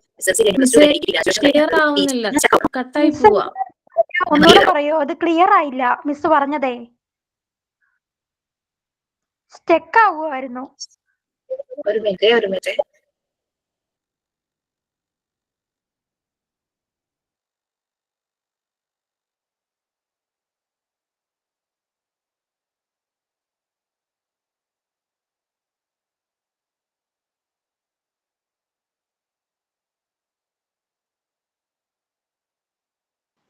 ആ കഴുത്തില് കത്തി വെച്ച് മുറിച്ച ആ സംഭവം എവിടെയാ? എന്താ ഉണ്ടായി? അതെന്താ സംഭവം? ഞാൻ ഇപ്പഴാ കാണുന്നേ. മൊബൈൽ ഫോൺ കൂടുതലായിട്ട് ഉപയോഗിക്കില്ലേ? അങ്ങനെ മൊബൈൽ കൊടുക്കാണ്ടായപ്പോ കുട്ടി അമ്മന്റെ കഴുത്തിൽ കത്തി വെച്ചു. ആണല്ലേ? ഞാനോർത്തു. മിസ് നേരത്തെ പറഞ്ഞത് ഒന്നും ക്ലിയർ ആയില്ല, സ്റ്റക്ക് ആയി പോവായിരുന്നേ. ഒന്നും കേട്ടില്ല, ഒന്നുകൂടെ പറയാവോ? ഞാൻ എവിടെ വരെ പറഞ്ഞതാ കേട്ടത്? മിസ് പറഞ്ഞ മറ്റേ 24 വയസ്സ്. യെസ്, 24 ഇയേഴ്സ് ആകുമ്പോഴാണ് നമ്മുടെ ബ്രെയിൻ കംപ്ലീറ്റ് ആയിട്ട് ഡെവലപ്പ് ആകുന്നത്. നമുക്ക് ബോധം വരണ പ്രായം 24 ഇയേഴ്സ് തന്നെയാണ് ശരിക്കും പറഞ്ഞു കഴിഞ്ഞാല്. അതായത് നമ്മൾ ഇമോഷൻസിനെ കൺട്രോൾ ചെയ്യുന്നു, അതുപോലെ തന്നെ നമുക്ക് കാര്യങ്ങൾ മനസ്സിലാകുന്നു, തിരിച്ചറിവ് എന്നുള്ളത് അതൊക്കെ ആ ഒരു പ്രായം. അപ്പൊ നമ്മൾ കറക്റ്റ് ഏജിൽ നമ്മൾ പഠിച്ചു തുടങ്ങുവാണെങ്കിൽ, നമ്മൾ 10th പാസ്സായി, +2 പാസ്സായി, ഗ്രാജുവേഷൻ കഴിഞ്ഞ് PG കഴിയുന്ന പ്രായമാണ് ഈ 24 എന്ന് പറയുന്നത്. സോ ആ സമയത്താണ് കറക്റ്റ് നമ്മളുടെ ബ്രെയിൻ ഡെവലപ്പ് ആകുന്ന ഒരു ടൈം എന്ന് പറയുന്നത്. അപ്പൊ ശരിക്കും പറഞ്ഞു കഴിഞ്ഞാൽ ഒരു പ്രണയമൊക്കെ മനസ്സിൽ തോന്നുവാണെങ്കിൽ അതിനെക്കുറിച്ച് നല്ല ബോധം വരുന്ന പ്രായം 24 ഇയേഴ്സിലാണ്. അതിനു മുമ്പുണ്ടാകുന്ന പ്രണയമൊന്നും നമ്മൾക്ക് ചില സമയത്ത് മാനേജ് ചെയ്യാൻ പറ്റുന്നില്ല. അപ്പൊ ഇത് കുട്ടികളോടൊക്കെ നമ്മൾ അഡോൾസൻ ഗ്രൂപ്പിനോടൊക്കെ നമ്മൾ പറഞ്ഞു കൊടുക്കാറുണ്ട്. അപ്പൊ അവർക്ക് ചിലർക്കത് പെട്ടെന്ന് അത് മനസ്സിലാകും, അവർക്ക് എന്താണ് ചെയ്യേണ്ടതെന്നുള്ളത് മനസ്സിലാകും. അതേസമയം ചിലരിങ്ങനെ ഇതുപോലെ പ്രണയത്തിലൊക്കെ അകപ്പെട്ടിട്ട് പലപ്പോഴും അത് ബ്രേക്കപ്പ് ഒക്കെ ആകുമ്പോ കുട്ടികൾക്ക് ഇത് മാനേജ് ചെയ്യാൻ പറ്റാതെ വരും. പ്രത്യേകിച്ചും ആൺകുട്ടികൾക്കാണ് അത് ഒട്ടും മാനേജ് ചെയ്യാൻ പറ്റാതെ വരും. അപ്പൊ അവര് പെട്ടെന്ന് തന്നെ അവര് ഭയങ്കരമായിട്ട് ബ്രോക്ക് ഡൗൺ ആയി പോകും. ചിലര് ഡിപ്രഷനിലേക്ക് പോകും. ചിലർക്ക് അത് ഭയങ്കര ഒരു വിരോധമായിട്ട് വന്നിട്ടാണ് ഈ ആസിഡ് അറ്റാക്കും കത്തിക്കുത്തും പെട്രോൾ ഒഴിച്ച് കത്തിക്കലും അങ്ങനത്തെ സംഭവങ്ങളൊക്കെ നടക്കുന്നത്. അപ്പൊ ആ ഒരു മെച്യൂർ അല്ലാത്തൊരു സമയത്ത് കാണിക്കുന്ന ആ ഇമോഷൻസിനെ കൺട്രോൾ ചെയ്യാൻ പറ്റാതെ വരുന്ന ടൈമിലാണ് ഇത് സംഭവിക്കുന്നത്. ഇത് കറക്റ്റ് ആയിട്ട് കുട്ടികൾക്ക് പാരന്റൽ അതുപോലെ തന്നെ ടീച്ചേഴ്സിന്റെ സപ്പോർട്ട് വരുവാണെങ്കിൽ അവർ നമ്മളോട് ഷെയർ ചെയ്യും. ഇവർ ഷെയർ ചെയ്യാതെ ഇവരുടെ ഉള്ളിലിരുന്നിട്ട് അത് പകയായിട്ടും ചിലരുടെ നിരാശയായിട്ടും മാറുമ്പോഴാണ് ഇങ്ങനത്തെ പ്രശ്നങ്ങളൊക്കെ വരുന്നത്. സോ അതുകൊണ്ടായിട്ട് 24 വയസ്സെന്നൊക്കെ പറയുമ്പോഴേക്കും കുറച്ചുകൂടി ഒരു മെച്യൂർ ലെവലിലൊക്കെ ചിന്തിക്കാനായിട്ട് തുടങ്ങും. കുറെയൊക്കെ ജീൻസിന്റെ ഒരു പ്രശ്നം വരും. വട്ടവർ ബി ജീനിന്റെ പ്രശ്നം ഒരു സൈഡിലുണ്ടെങ്കിലും എൻവയോൺമെന്റ് എന്ന് പറയുന്നത് മറ്റൊരു സൈഡിലുണ്ടല്ലോ. അവിടെ നമുക്ക് ചേഞ്ചസ് ഉണ്ടാക്കാൻ പറ്റുമല്ലോ. കുട്ടിയെ വളർത്തുന്നതിൽ, കുട്ടിയോട് കാര്യങ്ങൾ അവതരിപ്പിക്കുന്നതിൽ, അവരെ സപ്പോർട്ട് ചെയ്യുന്നതിൽ, അവർക്ക് കാര്യങ്ങൾ പറഞ്ഞ് മനസ്സിലാക്കുന്നതിലൊക്കെ we can do many things. അങ്ങനെ പാരന്റ്സിനാണെങ്കിലും ടീച്ചേഴ്സിനാണെങ്കിലും നമ്മൾ കറക്റ്റ് ഒരു മൂഡ് ചേഞ്ചിൽ ഇരിക്കുമ്പോ തന്നെ നമ്മള് കുറച്ച് സമയം അങ്ങനെ ഇരിക്കട്ടെ, അത് കഴിഞ്ഞ് പതുക്കെ നമുക്ക് ഇവരോട് സംസാരിക്കാം.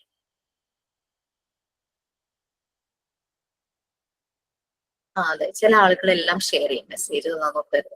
സോ അങ്ങനെ ഒക്കെ കുറെ പ്രശ്നങ്ങൾ ഇത് നമുക്ക് ഈ കുട്ടികളെ പെട്ടെന്ന് തന്നെ നമുക്ക് അവരെ പുറത്തേക്ക് കൊണ്ടുവരാനായിട്ട് പറ്റും. ഇതൊക്കെ വെന്റിലേറ്റ് ചെയ്യാൻ ബുദ്ധിമുട്ടാണ് പല സമയങ്ങളിലും. അപ്പൊ അതിനുള്ളൊരു സിറ്റുവേഷൻ നമ്മൾ ക്രിയേറ്റ് ചെയ്യുകയാണെങ്കിൽ അവർ പെട്ടെന്ന് കാര്യങ്ങൾ പറഞ്ഞു വരും.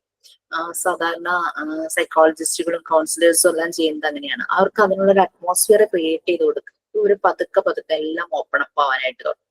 പിന്നെ ഇതുപോലെ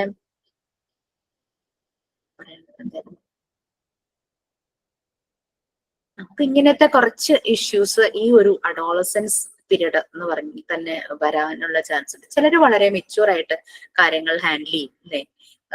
ഇത് പ്രണയമാണെങ്കിലും പഠനമാണെങ്കിലും എല്ലാം അവർ മെച്യൂർ ആയിട്ട് ഹാൻഡിൽ ചെയ്യും. പിന്നെ ആരെങ്കിലും തമ്മിലൊരു വാക്കുതർക്കം വരുമ്പോൾ തന്നെ മെച്യൂരിറ്റി കാണിക്കുന്ന കുട്ടികളുണ്ട്. ചിലര് പക്ഷെ ഭയങ്കരമായിട്ടാവും, ബേസ്റ്റ് ഔട്ട് ആവും, ഭയങ്കരമായിട്ട് അവർ കൺട്രോൾ ഇല്ലാതെ അവർ പല രീതിയിലും പെരുമാറിയെന്ന് വരും. സോ 2 ഫാക്ടേഴ്സ് ഉണ്ട്, ജീൻസ് ആൻഡ് എൻവയോൺമെന്റ് എന്നുള്ളത്. ജീൻസിന്റെ കാര്യത്തിൽ നമുക്കൊന്നും ചെയ്യാൻ പറ്റില്ല, അച്ഛന്റെ അമ്മയുടെയും ആ ഒരു ഇതിൽ നിന്ന് കിട്ടുന്ന ജീൻസ്. പക്ഷെ എൻവയോൺമെന്റ് നമുക്ക് പല കാര്യങ്ങളും ചെയ്യാനായിട്ട് പറ്റും.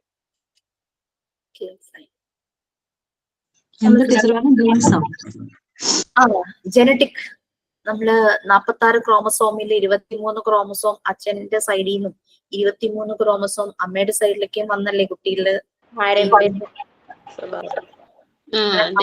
ക്രോമസോംസ് ഉണ്ടാവില്ലേ. അപ്പൊ അവരുടെ സ്വഭാവം, അവരുടെ പെരുമാറ്റം അതൊക്കെ പാരന്റൽ മദർ സൈഡിൽ നിന്നും ഫാദർ സൈഡിൽ നിന്നും ഉണ്ടാവും. അത് കുട്ടിനെയും ബാധിക്കും അല്ലെ? അത് കുട്ടിയെ ബാധിക്കും. ബട്ട് എൻവയോൺമെന്റൽ ചേഞ്ചസ് ഉണ്ടെങ്കിൽ നമ്മൾക്കത് ശരിയാക്കി എടുക്കാം. ഒരു നിങ്ങൾ TV കാണാറുണ്ടോ എന്ന് എനിക്കറിയാം. TV എന്നല്ല, ഒരു സീരീസ് ഇറങ്ങിയിട്ടുണ്ടായിരുന്നു 1000 Babies. കണ്ടിരുന്നോ മലയാളം? അതില് നമുക്ക് കാണാം അത് ഇവൻ കുട്ടികളെ മാറ്റുവാണ്, അങ്ങോട്ടും ഇങ്ങോട്ടൊക്കെ മാറ്റുക. അപ്പൊ ശരിക്കുള്ള പാരന്റ്സിന്റെ കൂടെയല്ല കുട്ടി ജീവിക്കുന്നത്. ബട്ട് കുട്ടിയുടെ പാരന്റിന്റെ സ്വഭാവം, ഇപ്പൊ നല്ല എഡ്യൂക്കേറ്റഡ് ആയിട്ടുള്ള പ്രൊഫസർ വളർത്തുന്ന കുട്ടിയായിട്ട് കൂടിയിട്ടും അതിന് റിയൽ പാരന്റ്സിന്റെ ജീൻസിന്റെ സ്വഭാവം ആ കുട്ടി കാണിക്കുന്നത് നമുക്ക് കാണാം.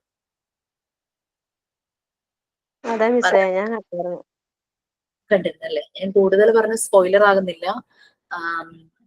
അതൊന്ന് കാണണം എന്ന് ഞാൻ നിർബന്ധമൊന്നും പറയുന്നില്ല. അതാണ് കുട്ടികളെ അങ്ങോട്ടും ഇങ്ങോട്ടും മാറ്റുന്നുണ്ട്. അങ്ങോട്ടും ഇങ്ങോട്ടും വെച്ചാൽ ഹോസ്പിറ്റലിൽ വെച്ചൊരു നേഴ്സ് ചെയ്യുന്ന കാര്യമാണ്. അവർക്ക് കുട്ടികളില്ലാത്തതിന്റെ ഫ്രസ്ട്രേഷനിൽ ചെയ്യുന്നതാണ്. അതിനകത്ത് മാറ്റുന്ന കുട്ടികളിൽ ശരിയല്ലാത്ത രീതിയിൽ ഒരു പാരന്റിന്റെ ഉണ്ടായ ഒരു കുട്ടിയെ 2 പ്രൊഫസേഴ്സിന്റെ അടുത്തേക്ക് മാറ്റുവാണ്. അവരുടെ കുട്ടിക്ക് പകരം മാറ്റുന്നു. അങ്ങനെ ചെയ്യുമ്പോഴേക്കും ശരിക്കും അവരുടെ കെയറിൽ പോലും ആ കുട്ടി അതിന്റെ ഒരു ജനറ്റിക് നേച്ചർ കാണിക്കുന്നതായിട്ടൊക്കെ അങ്ങനെ മിക്ക കുട്ടികളുടെയും ക്യാരക്ടറിൽ എവിടെയൊക്കെയോ അവരുടെ റിയൽ പാരന്റ്സിന്റെ എന്തൊക്കെയോ വരുന്നുണ്ട്. അതാണ് പറയുന്നത്. അപ്പൊ ജനറ്റിക്കൽ ആയിട്ടുള്ള നമുക്ക് ചേഞ്ച് ചെയ്യാൻ പറ്റില്ല. ബട്ട് സിറ്റുവേഷൻസ് മാറ്റിയിട്ട് എൻവിയോൺമെന്റൽ ചേഞ്ചസ് വരുത്തി നമുക്ക് കുറെ കാര്യങ്ങൾ നമുക്ക് മാറ്റാം.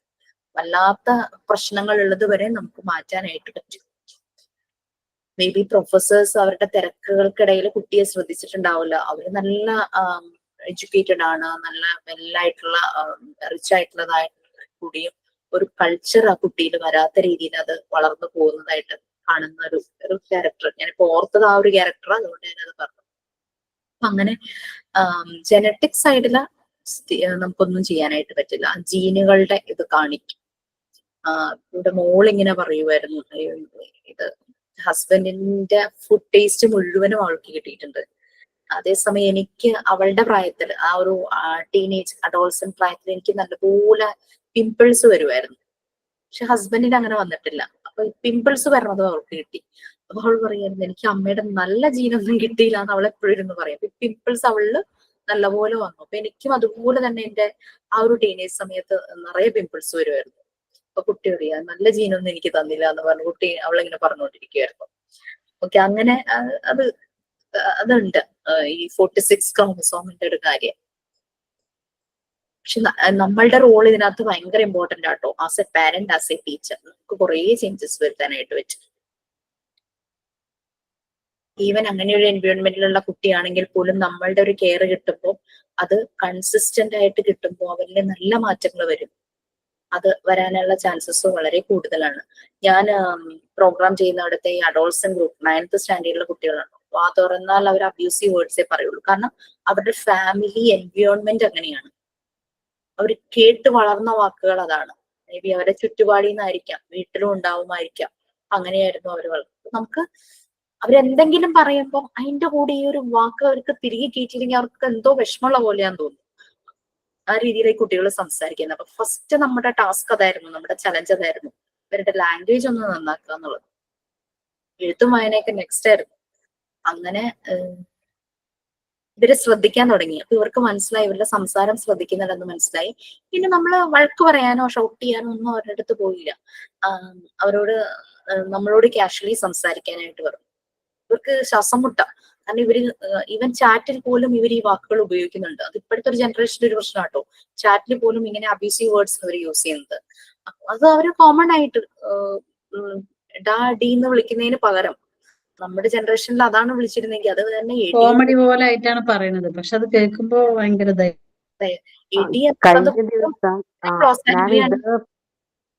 ഇതുപോലെ ഞാൻ കഴിഞ്ഞ ദിവസം എന്റെ മക്കളെയും കൊണ്ട് പാർക്കിൽ പോയിട്ടുണ്ടായിരുന്നു. അപ്പൊ അവിടെ കുറച്ച് 8th പഠിക്കുന്ന കുട്ടികളാണ്. അവരുടെ സെയിം സ്കൂളിൽ തന്നെ ഒരു ഗ്രൂപ്പ് ഓഫ് ഫ്രണ്ട്സിന്റെ ഒരു സർക്കിൾ അവിടെ നിന്ന് ഇങ്ങനെ വർത്താനം പറയാണ്. അപ്പൊ ഒരു കുട്ടിയുടെ ബർത്ത്ഡേ ഫംഗ്ഷൻ പാർക്കിൽ വെച്ച് നടത്തുമ്പോൾ അവർ വന്നതാ. അപ്പൊ ഈ ഗേൾസ് ആണ്, ഒരു 8th 9th പഠിക്കുന്ന കുട്ടികളുണ്ടായാലും. അപ്പൊ ഇങ്ങനെ സംസാരിക്കുന്നതിന്റെ ഇടയില് നമുക്കത് അബ്യൂസ് ആയിട്ട് തോന്നുന്ന വേർഡുകളാണ് അവർ യൂസ് ചെയ്യുന്നത്. അവരത് കാഷ്വൽ ഒരു വേർഡ് പോലെയാണ് ചെയ്യുന്നത്. അപ്പൊ ഞാൻ 2-3 പ്രാവശ്യം ഇത് കേട്ട് കഴിഞ്ഞപ്പോ ഞാൻ ഒരു കൊച്ചിനെ ഇങ്ങനെ നോക്കിയ വശം അവർ ആ പറഞ്ഞുകൊണ്ടിരിക്കുന്ന കൊച്ചിനൊരു തട്ട് കൊടുത്തു കാലോണ്ട്.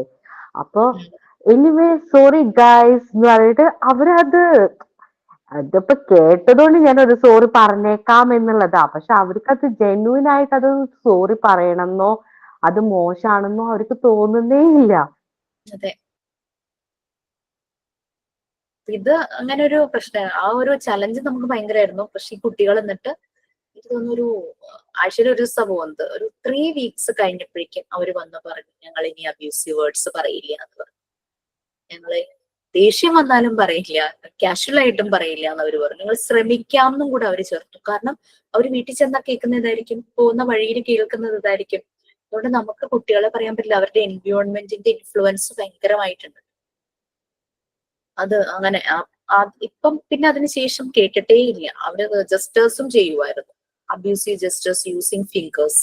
അതെല്ലാം ഇപ്പൊ സ്റ്റോപ്പായി ഓക്കെ ആയി വരുന്നുണ്ട്. വായനയുണ്ട്, എഴുതുന്നുണ്ട്, നല്ല പോലെ സംസാരിക്കുന്നുണ്ട്. ഈവൻ സ്ലാങ് വരെ കുറച്ചുകൂടെ ഒരു നല്ല ടോണിലായി കഴിഞ്ഞു.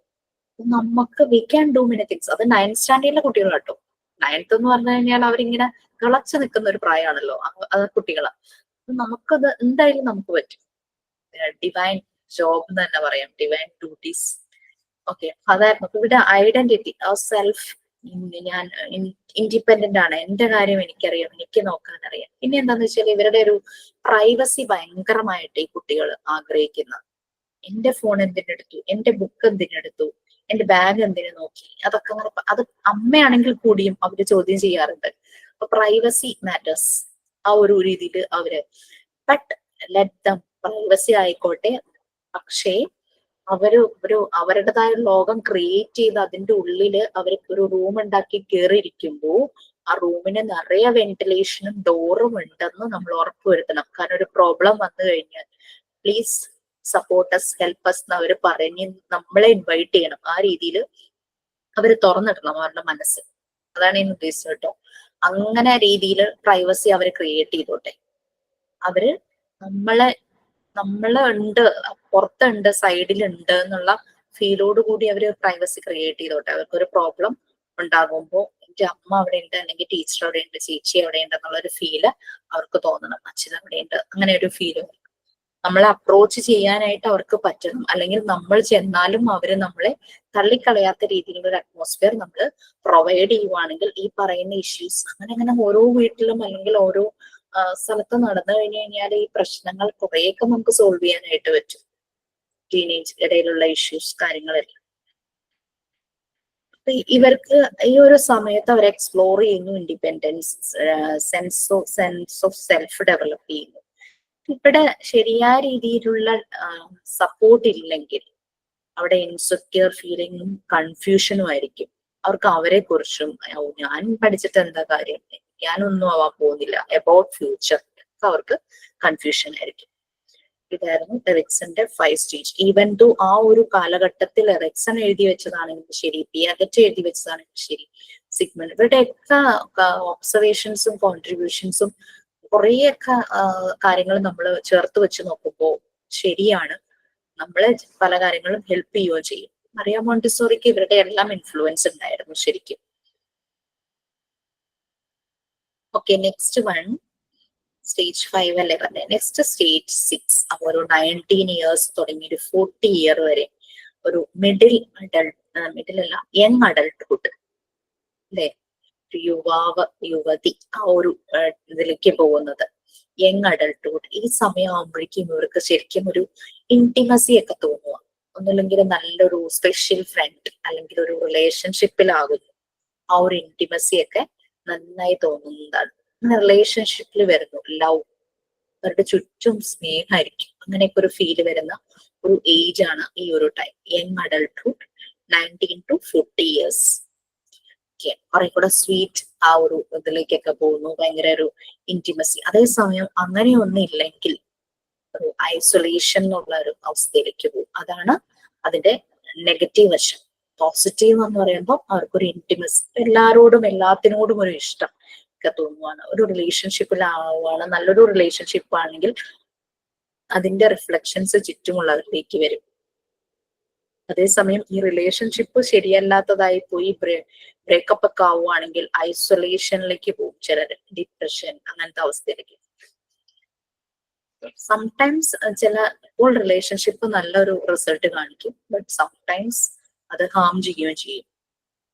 അപ്പൊ ഈ ഒരു ഇത് ആണ് യങ് അഡൾട്ട്ഹുഡ് 19 to 40 സ്റ്റേജ് 6 ആണ് എറിക്സൺ പറഞ്ഞത്. മാരീഡ് ലൈഫും വരില്ലേ ഈ സ്റ്റേജില്? അതെ, യെസ്, മാരേജ് ലൈഫ് വരും. ലവിങ് റിലേഷൻഷിപ്പ്, അതർ പീപ്പിൾ, ഒരു ഇന്റിമസി ഫോം ചെയ്യുവാണ്. അപ്പം സ്ട്രോങ് റിലേഷൻഷിപ്പ് ഒക്കെ ആണെങ്കിൽ റിസൾട്ട് എന്താ, സക്സസ് ആയിരിക്കും. മാരേജ് അതൊക്കെ സ്ട്രോങ് റിലേഷൻഷിപ്പ്, നല്ലൊരു മാരീഡ് ലൈഫ് ആണെങ്കിൽ അവിടെ സക്സസ് തന്നെയായിരിക്കും. ബട്ട് ഫെയിലിയർ ആണെങ്കിൽ ലോൺലിനെസ്, ഐസൊലേഷൻ അതിലേക്കൊക്കെ പോകും. ചിലർ അതിൽ നിന്നൊക്കെ കരകയറി വരും, ബട്ട് ചിലർ അങ്ങോട്ട് ഭയങ്കരമായിട്ട് ഡൗൺ ആയിപ്പോകും. പേഴ്സണൽ റിലേഷൻഷിപ്പ് കൂടുതലായിട്ട് എക്സ്പ്ലോർ ചെയ്യുന്ന സമയം. കമ്മിറ്റഡ് റിലേഷൻഷിപ്പ് ആണെങ്കിലാണ് ഈ സക്സസ് ആ ഒരു സ്റ്റേജിലേക്ക് പോവുള്ളൂ. അവർ സക്സസ്ഫുൾ ആയിരിക്കും. അതേസമയം ഫെയിലിയർ ആയി കഴിഞ്ഞു കഴിഞ്ഞാൽ ഭയങ്കരമായിട്ട് ഡൗൺ ആയിട്ടും. പരസ്പരം സപ്പോർട്ട് ചെയ്യുന്ന ഒരു സക്സസ് റിലേഷൻഷിപ്പ് ആണെങ്കിൽ അത് നല്ലത് തന്നെയായിരിക്കും. ബട്ട് അതേസമയം ഡിപ്രഷനിലേക്ക് പോകുന്ന രീതിയിലുള്ള വേഴ്സ്റ്റ് ആയിട്ടുള്ള പുവർ റിലേഷൻഷിപ്പ് ഒക്കെ ആണെങ്കിൽ അവർക്ക് ആ റിലേഷൻഷിപ്പ് വളരെ നെഗറ്റീവ്സ് ആയിട്ടുള്ള അനുഭവങ്ങളാണെങ്കിൽ അവിടെ ലോൺലിനെസ്സും ഡിപ്രഷനും ഐസൊലേഷനും ഒക്കെ സംഭവിക്കും. നെക്സ്റ്റ്, അപ്പം ഇത് യങ് അഡൾട്ട്ഹുഡ് ആയിരുന്നു. അടുത്തത് 42 സ്റ്റേജ് 7 വരുന്നത് മിഡിൽ അഡൾട്ട്ഹുഡ്, മധ്യവയസ് എന്നൊക്കെ നമ്മൾ മലയാളത്തിൽ പറയില്ലേ, മധ്യവയസ്സായവർ. 40 കഴിഞ്ഞിട്ട് 40 to 65 ഇയേഴ്സ് ആ ഒരു സമയം എന്ന് പറഞ്ഞു കഴിഞ്ഞാല് നമ്മളുടെ ജോലിയൊക്കെ ചെയ്ത് നമ്മൾ ടയേർഡായി റിട്ടയർമെന്റിന്റെ കാലഘട്ടം വരുവാണ്. ഒരു 60-65 എന്നൊക്കെ പറയുമ്പോഴേക്കും 55 ഒക്കെ കഴിയുമ്പോഴേക്കും നമ്മള് പാരന്റ്ഹുഡ് ഓൾമോസ്റ്റ് നമ്മുടെ കഴിയാറായി. ചിലർ ഗ്രാൻഡ് പാരന്റ്സ് ഒക്കെ ആവുന്ന ഒരു അവസ്ഥ. ചില സമയത്ത് ഇപ്പൊ അങ്ങനെയല്ലല്ലോ ടീച്ചറെ, ഇപ്പോഴൊക്കെ 40 വയസ്സൊക്കെ ആകുമ്പോൾ ഓരോരുത്തർ മാരേജ് ചെയ്യുന്നതിന് ചിലർക്ക് പാർട്ട്നേഴ്സിന് പഠിച്ചിട്ട് അവർക്ക് ജോലിയൊക്കെ ആയതിനു ശേഷം അങ്ങനെയൊക്കെ ആവുമ്പളേ എല്ലാരും അല്ല, കുറച്ചുപേര് ശരിയാണ്. ഇത് ഇങ്ങനെ വരുമ്പോഴേക്കും ഈ പാർട്ട്ണറെ ചിലപ്പോ ലോസ് സംഭവിക്കുന്നവരുണ്ടാകാം. അപ്പൊ അവർക്ക് അതിനനുസരിച്ചുള്ള പ്രശ്നങ്ങൾ, അങ്ങനെ കുറെ കാര്യങ്ങൾ ഈ ഒരു ഏജിൽ സംഭവിക്കും. കാരണം 60-65 എന്നൊക്കെ പറയുമ്പോൾ ചിലപ്പോൾ ഒറ്റയ്ക്ക് ജീവിക്കേണ്ടതായിട്ട് വരും. ഒരാൾ മരിച്ചു പോകുമ്പോൾ അവസ്ഥ, അതൊക്കെ ഫേസ് ചെയ്യുന്നൊരു കാലഘട്ടമായിരിക്കും. ജോലിയും ഇല്ല, അപ്പൊ അങ്ങോട്ട് വെറുതെ ഇരിക്കുമ്പോൾ പല പ്രശ്നങ്ങൾ.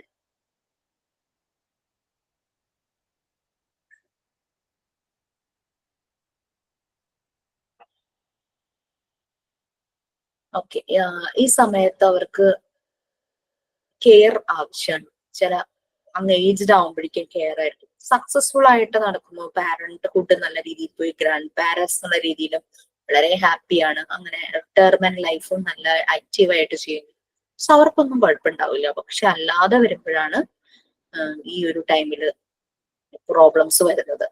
ഫെയിൽ ചെയ്യുവാണെങ്കിൽ അവർക്ക് പലപ്പോഴും അൺപ്രൊഡക്റ്റീവ് ആയിട്ട് പോകും. അതേസമയം ചിലര് മുൻകൂട്ടി തന്നെ റിട്ടയർമെന്റ് ലൈഫ് എന്ത് ചെയ്യണം എന്ന് പ്ലാൻ ചെയ്തിട്ടുണ്ടാവും. കൃഷി അങ്ങനെയുള്ള കാര്യങ്ങളിലേക്കൊക്കെ ചിലര് പോകും. ബാക്കിയുള്ളവര് റിട്ടയർമെന്റ് കഴിഞ്ഞ് വീട്ടിൽ വന്ന് വെറുതെ ഇരിക്കുന്നവര് പ്രൊഡക്റ്റീവ് ആകുന്നില്ല, അവർക്ക് ഇൻവോൾവ് ചെയ്യാൻ പറ്റുന്നില്ല ഒന്നില്. അപ്പൊ അവരങ്ങോട്ട് ഭയങ്കര ഡൗൺ ആയിപ്പോകും. പിന്നെ കെയർ ഒരാൾ നഷ്ടപ്പെട്ട് കഴിഞ്ഞു കഴിഞ്ഞാല് കെയർ എവിടെ നിന്ന് കിട്ടും? മക്കള് അവരുടെ തിരക്കുകൊണ്ട് കിട്ടും എന്നുള്ളതും സംശയം. അങ്ങനെയുള്ള പ്രശ്നങ്ങൾ വരും. അസുഖങ്ങൾ ഉണ്ടാകാം, ഫിസിക്കലി മെന്റലി വീക്ക് ആകാം. നെക്സ്റ്റ് ലാസ്റ്റ് സ്റ്റേജ് എന്ന് പറഞ്ഞു കഴിഞ്ഞാല് 65 ശേഷം എന്നൊക്കെ പറയുമ്പോൾ ഡെത്ത് എപ്പോഴും പ്രതീക്ഷിക്കാവുന്ന ഒരു സ്റ്റേജ്. 80 ഇയേഴ്സ് ഒക്കെ നമ്മളുടെ ഇപ്പോഴത്തെ ഒരു ഫാർമ എന്തെങ്കിലും ഡെവലപ്മെന്റ്സ് ഉണ്ടെങ്കിൽ തന്നെയും കുറെയൊക്കെ ജീവിച്ചിരിക്കുമെങ്കിലും 65 ടു ഡെത്ത് ആ ഒരു ഏജ് ആണ്, മെച്യൂരിറ്റി ആ ഒരു ഏജ് ആണ് പറയുന്നത്. ഇവിടെയും ഡെസ്പെയറിന് ചാൻസസ് വളരെ കൂടുതലാണ്. പാർട്ട്ണർ ഉണ്ടാകാൻ ചാൻസ് ഇല്ല, അസുഖങ്ങളുടെ പ്രശ്നം ഒക്കെ ഇവിടെ വരാം. ചിലര് വളരെ ഹാപ്പി ആയിട്ട് അവരുടെ ലാസ്റ്റ് ഡേയ്സ് ഒക്കെ എല്ലാം അവര് പിന്നെ ഈ പറയുന്ന ആ ഓർമ്മയുടെ പ്രശ്നങ്ങളൊക്കെ വരുന്നത് കൊണ്ടുള്ള പ്രശ്നങ്ങൾ വരാം. ഈ ഒരു സമയത്ത് ഇവര് പഴയ കാലഘട്ടങ്ങള് ഓർക്കാൻ ഏറ്റവും ചാൻസ് കൂടിയ സമയം. ഫ്രീ ആയിട്ട് ഇരിക്കുവാണല്ലോ, വേറെ പണികളൊന്നും ഇല്ലല്ലോ. പക്ഷെ അന്ന് ഞാൻ അങ്ങനെ ചെയ്തിരുന്നെങ്കിൽ എല്ലാം ഓർക്കും. പഠിക്കുന്ന സമയത്തെയും ജോലി ചെയ്യുന്ന സമയത്തെയും ഞാൻ അന്ന് കുറച്ചുകൂടെ നന്നായി പഠിച്ചിരുന്നെങ്കിൽ. അങ്ങനെ ഇവര് പേജുകൾ മറിക്കുന്നത് പോലെ ഇവരുടെ പഴയ കാലങ്ങൾ ആലോചിക്കും. ഞാൻ കുറച്ചുകൂടെയൊക്കെ കാര്യങ്ങൾ ചെയ്യാമായിരുന്നു എന്നൊക്കെ ഉള്ള രീതിയിൽ അങ്ങനെ. പക്ഷെ അതേസമയം ഇതെല്ലാം ഫുള്ളി അക്കംപ്ലിഷ്ഡ് ആയിട്ട് എല്ലാം നല്ല രീതിയിൽ ചെയ്തവർ ദേ ആർ സാറ്റിസ്ഫൈഡ്. അവർക്ക് ഭയങ്കര ഹാപ്പിനെസ് ആയിരിക്കും. മറ്റവര് ഡെസ്പയറിലേക്ക് പോകും, നിരാശയിലേക്ക് പോകും. ചിലത് നമ്മൾ കേട്ടിട്ടില്ലേ, വളരെ പ്രായമുള്ള ആളുകൾ സൂസൈഡ് ചെയ്യുന്നു എന്നൊക്കെ. ഇതൊക്കെ ചാൻസസ് ഇതിനുള്ള കാരണമാവും. ചിലപ്പോൾ അസുഖങ്ങൾ മൂലം ബുദ്ധിമുട്ടി അങ്ങനെയാവാം, ഒറ്റപ്പെടൽ കാരണം ചെയ്യാം. അല്ലെങ്കിൽ ലൈഫിൽ ചിലപ്പോ മക്കളിനെയൊക്കെ നല്ല രീതിക്ക് പഠിപ്പിച്ച ഓരോരുത്തർ ഓരോ സ്ഥലത്തായിരിക്കും, അപ്പൊ അവർ ഒറ്റപ്പെട്ടിട്ടുണ്ടാവും ആരും ഇല്ലാതാവുമ്പോ. അതെ, അങ്ങനെയൊക്കെ വരുമ്പോ ഇപ്പൊ അങ്ങനെ കുറെ പ്രോജക്റ്റുകളൊക്കെ ഉണ്ടല്ലേ, വയോമിത്രം അങ്ങനെ ഇങ്ങനെ പറഞ്ഞിട്ട് സീനിയർ സിറ്റിസന്റെ മീറ്റിംഗ് അങ്ങനെ ഇങ്ങനെ അവരുടെ കുറെ ഫങ്ഷൻസ് അങ്ങനെ ഇവരെ കൂടുതൽ എൻഗേജ് ചെയ്യിക്കുന്നുണ്ട്. അങ്ങനെ കുറെ പ്രോഗ്രാംസ് ഒക്കെ വരുന്നുണ്ട്, കുറെ കൂടി ഇവരെ ഇൻവോൾവ് ചെയ്യിക്കുന്ന രീതിയിൽ, മീൻസ് നാളെ നമുക്ക് എന്നുള്ള രീതിയിൽ. അപ്പോ മാക്സിമം നമ്മൾ എല്ലാത്തിലും ഒന്ന് ഇൻവോൾവ് ആകുക. അങ്ങനെ ഇതായിരുന്നു റിറ്റ്സന്റെ സ്റ്റേജസ്. ഇതിനെ ക്രിട്ടിസൈസ് ചെയ്തിട്ടുണ്ട്. പിന്നെ ഈ സ്റ്റേജസിൽ പല വീക്ക്നെസ്സും വന്നിട്ടുണ്ട്. പിന്നെ ഇതിന്റെ ഒരു വീക്ക്നെസ് എന്ന് പറഞ്ഞു കഴിഞ്ഞാല് ആളുകൾ ഇതിനെ ക്രിട്ടിസൈസ് ചെയ്തത് എന്തുകൊണ്ടാന്ന് വെച്ച് കഴിഞ്ഞാൽ, ഇങ്ങനെ കുറെ സ്റ്റേജസ് എറിക്സൺ മുന്നോട്ട് വെച്ചെങ്കിലും ഇതില് നെഗറ്റീവ്സ് ആയി പോകുന്ന കാര്യങ്ങളെ എങ്ങനെ ശരിയാക്കി എടുക്കാം എന്നുള്ളതിന് ശരിയായൊരു വിശദീകരണം, ശരിയായൊരു എക്സ്പ്ലനേഷൻ കൊടുക്കാൻ എറിക്സന് കഴിയാതെ വന്നു. അതാണ് ഒരു വീക്ക് പോയിന്റ് ആയിട്ട് ആളുകൾ പറഞ്ഞത്. ഈ ഒബ്സർവേഷൻ ഒക്കെ എല്ലാവരും ആക്സെപ്റ്റ് ചെയ്തു, ബട്ട് ഇതില് നെഗറ്റീവ്സിലേക്ക് ആളുകൾ പോവുകയാണെങ്കിൽ എങ്ങനെ അതിനെ ഓവർകം ചെയ്യാം എന്നുള്ളത് എറിക്സൺ ഫൈൻഡ് ഔട്ട് ചെയ്തില്ല, ശരിയായ എക്സ്പ്ലനേഷൻ കൊടുത്തില്ല എന്നാണ് പറഞ്ഞത്. പക്ഷെ നല്ലൊരു ഫ്രെയിം വർക്ക്, ഈ ഡെവലപ്മെന്റ് എങ്ങനെയാണ് ഒരു കുട്ടിയിൽ ഉണ്ടാകുന്നത്, ബർത്ത് തുടങ്ങി ഡെത്ത് വരെ അത് നല്ല രീതിയിൽ അദ്ദേഹം ചെയ്തു. അതാണ് ഇതിന്റെ ഒരു സ്ട്രെങ്ത് പോയിന്റ് ആയിട്ട് പറയുന്നത്. ആളുകൾ ഇത് കൂടുതൽ ആക്സെപ്റ്റ് ചെയ്യാൻ കാരണം അതാണ്. അപ്പൊ ഇത് വെച്ചിട്ടാണ് പലതും സിസ്റ്റം, കുട്ടികളുടെ എഡ്യൂക്കേഷൻ സിസ്റ്റം ആണെങ്കിലും പലതും ചെയ്യാനായിട്ട് ആളുകൾ ഹെൽപ്പ് ചെയ്യുന്നത്. അപ്പൊ നമുക്കത് വളരെ ഹെൽപ്ഫുൾ ആയിരിക്കും. നമ്മൾ ആ ഒരു നമ്മളുടെ കുട്ടികളെ ആണെങ്കിലും നമുക്കറിയാവുന്ന കുട്ടികളെ ആണെങ്കിലും നമ്മൾ പഠിപ്പിക്കുന്ന ഇൻസ്റ്റിറ്റ്യൂട്ടിലെ കുട്ടികൾ വരുമ്പോഴും നമുക്ക് നല്ല രീതിയിൽ അവരെ മാനേജ് ചെയ്യാനും ഹാൻഡിൽ ചെയ്യാനും പറ്റും. പെട്ടെന്ന് നമുക്ക് മനസ്സിലാവും. നിങ്ങൾ സൈക്കോളജിയുടെ സെഷൻ നിങ്ങൾക്ക് കഴിഞ്ഞായിരുന്നോ? സൈക്കോളജി എഡ്യൂക്കേഷണൽ സൈക്കോളജിയാണ് ഇപ്പൊ എടുത്തുകൊണ്ടിരിക്കുന്നത്, സൈക്കോളജി എടുത്തിട്ടില്ല. അതിന്റെ കൂടെ നിങ്ങൾ ഈ പലരുടെയും വ്യൂസ്, ഈ ചൈൽഡ് ഡെവലപ്മെന്റിന്റെ പല കാര്യങ്ങളും കൂടെ മനസ്സിലാക്കി കഴിഞ്ഞു കഴിഞ്ഞാൽ it will be very easy for us to handle the kids. കുട്ടികളെ നമുക്ക് നല്ലപോലെ മാനേജ് ചെയ്യാനായിട്ട് 100 കുട്ടികൾ നിങ്ങളുടെ മുന്നിൽ വന്നാലും നിങ്ങൾക്ക് പെട്ടെന്ന് മനസ്സിലാവും അവരെന്തെങ്കിലും ഒരു കാര്യങ്ങൾ ഫേസ് ചെയ്യുന്നുണ്ടോ ഇല്ലയോ, പെട്ടെന്ന് മനസ്സിലാക്കാൻ നമുക്ക് പറ്റും. ഓക്കെ, സോ ഇന്നിപ്പം എറിക്സന്റെ സ്റ്റേജസ് പറഞ്ഞു നമ്മളുടെ പോർഷനിൽ. പക്ഷെ ഇത് നമുക്ക് ആവശ്യമുള്ളതാ, നമ്മുടെ പോർഷനിൽ തന്നെ നമുക്ക് വേണ്ടത് തന്നെയാണ്. നെക്സ്റ്റ് നമുക്ക് സിഗ്മണ്ട് ഫ്രോയിഡിന്റെ ഒബ്സർവേഷൻസ് പറയാം. പിന്നെ വിറ്റോസ്കി ഉണ്ടല്ലോ, അതിന്റെ ഇടയിൽ കൂടെ നമുക്ക് ഈ ഒരു ചാപ്റ്റർ നമുക്ക് നോക്കണം. ഓക്കെ ഫ്രണ്ട്സ്, ഒരു ഐഡിയ കിട്ടിയോ കുട്ടികളുടെ ഡെവലപ്മെന്റ് സ്റ്റേജസ്? കൺഫ്യൂഷൻസ് ഉണ്ടെന്നുള്ളത് നമ്മൾ മനസ്സിലാക്കുക. അഡോളസൻസ് ഏജിലാണെങ്കിലും ഏതൊരു കുഞ്ഞു പ്രായത്തിലാണെങ്കിലും അവർക്ക് കൺഫ്യൂഷൻസ് കുറേ ഉണ്ട്. സോ ടീച്ചറെ ക്ലാസ് കേട്ടിരിക്കുമ്പോ നമുക്ക് നോട്ട്സ് ഒന്നും എഴുതിയെടുക്കാറില്ല സാധാരണ. എന്താ വെച്ചാല് അതിൽ അങ്ങനെ ലയിച്ചു പോകും, അപ്പൊ എഴുതാറില്ല. അപ്പൊ ഇതിന് കഴിഞ്ഞതിന് ശേഷം നമ്മളൊന്ന് സെർച്ച് ചെയ്തിട്ട് എഴുതിയാൽ മതിയല്ലോ അല്ലെ? അതെ, എന്തെങ്കിലുമൊക്കെ പോയിന്റ്സ് അങ്ങ് നോട്ട് ചെയ്ത് വെക്കുക. നിങ്ങൾക്ക് അങ്ങ് എക്സ്പ്ലോർ ചെയ്യാൻ, എലാബറേറ്റ് ചെയ്ത് എഴുതാൻ പറ്റുന്നത് അങ്ങനെ എലാബറേറ്റ് ചെയ്ത് എഴുതാലോ. ഇത് സെർച്ച് ചെയ്താൽ അങ്ങനെ ഫുൾ ഇങ്ങനെ കണ്ടന്റ്സ് ഇങ്ങനെ കിട്ടും. Okay, so thank you. Sign out ഉണ്ട് ടീച്ചറെ? ഉണ്ടോ? Okay, Okay, sign out. Goodbye, goodbye to you and you and you. Goodbye, goodbye, may God bless you. Goodbye, goodbye to you and you and you. Goodbye, goodbye, may God bless you. Hello friends, today we discussed about Erik Erikson's different stages of child development. I hope you all enjoyed and listened to our classes. Thank you everyone. Here I am Divya signing out from our Montessori class. Take care, bye. See you tomorrow. Have a nice day everyone. Thank you. Thank you so much. Okay, bye.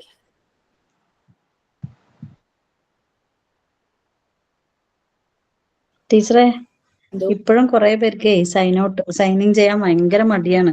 ലീഡർമാരിനെ നമ്മൾ select ചെയ്തിട്ടുണ്ടെങ്കിലും നമ്മൾ പോയിട്ട് ഇങ്ങനെ ഓരോരുത്തരിനെ ആരാ വരിക ചോദിച്ചാൽ ആരും വരാൻ തയ്യാറാവുന്നില്ല.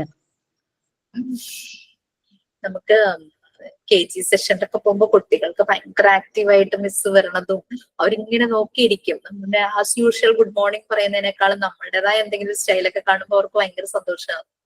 അവരെ കയ്യിലെടുക്കാനൊക്കെ അതായിരുന്നു. ആരും വരുന്നില്ല, എന്താന്നറിയില്ല. നമ്മളെ ലീഡർമാർക്ക് വല്ലാത്ത പണിയായി പോയി.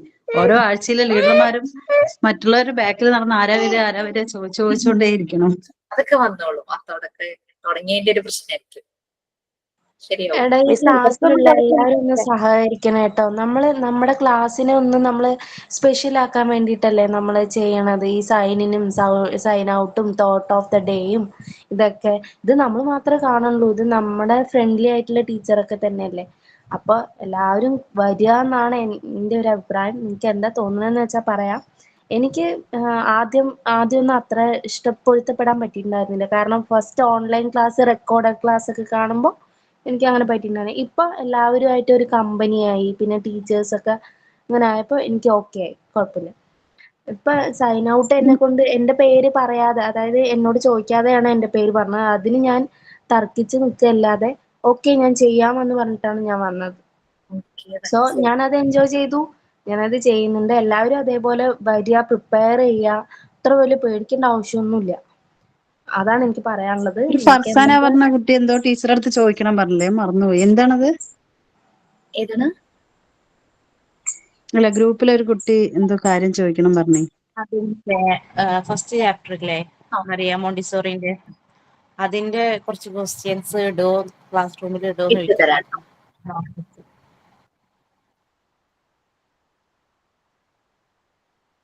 Thank you teacher. അപ്പോ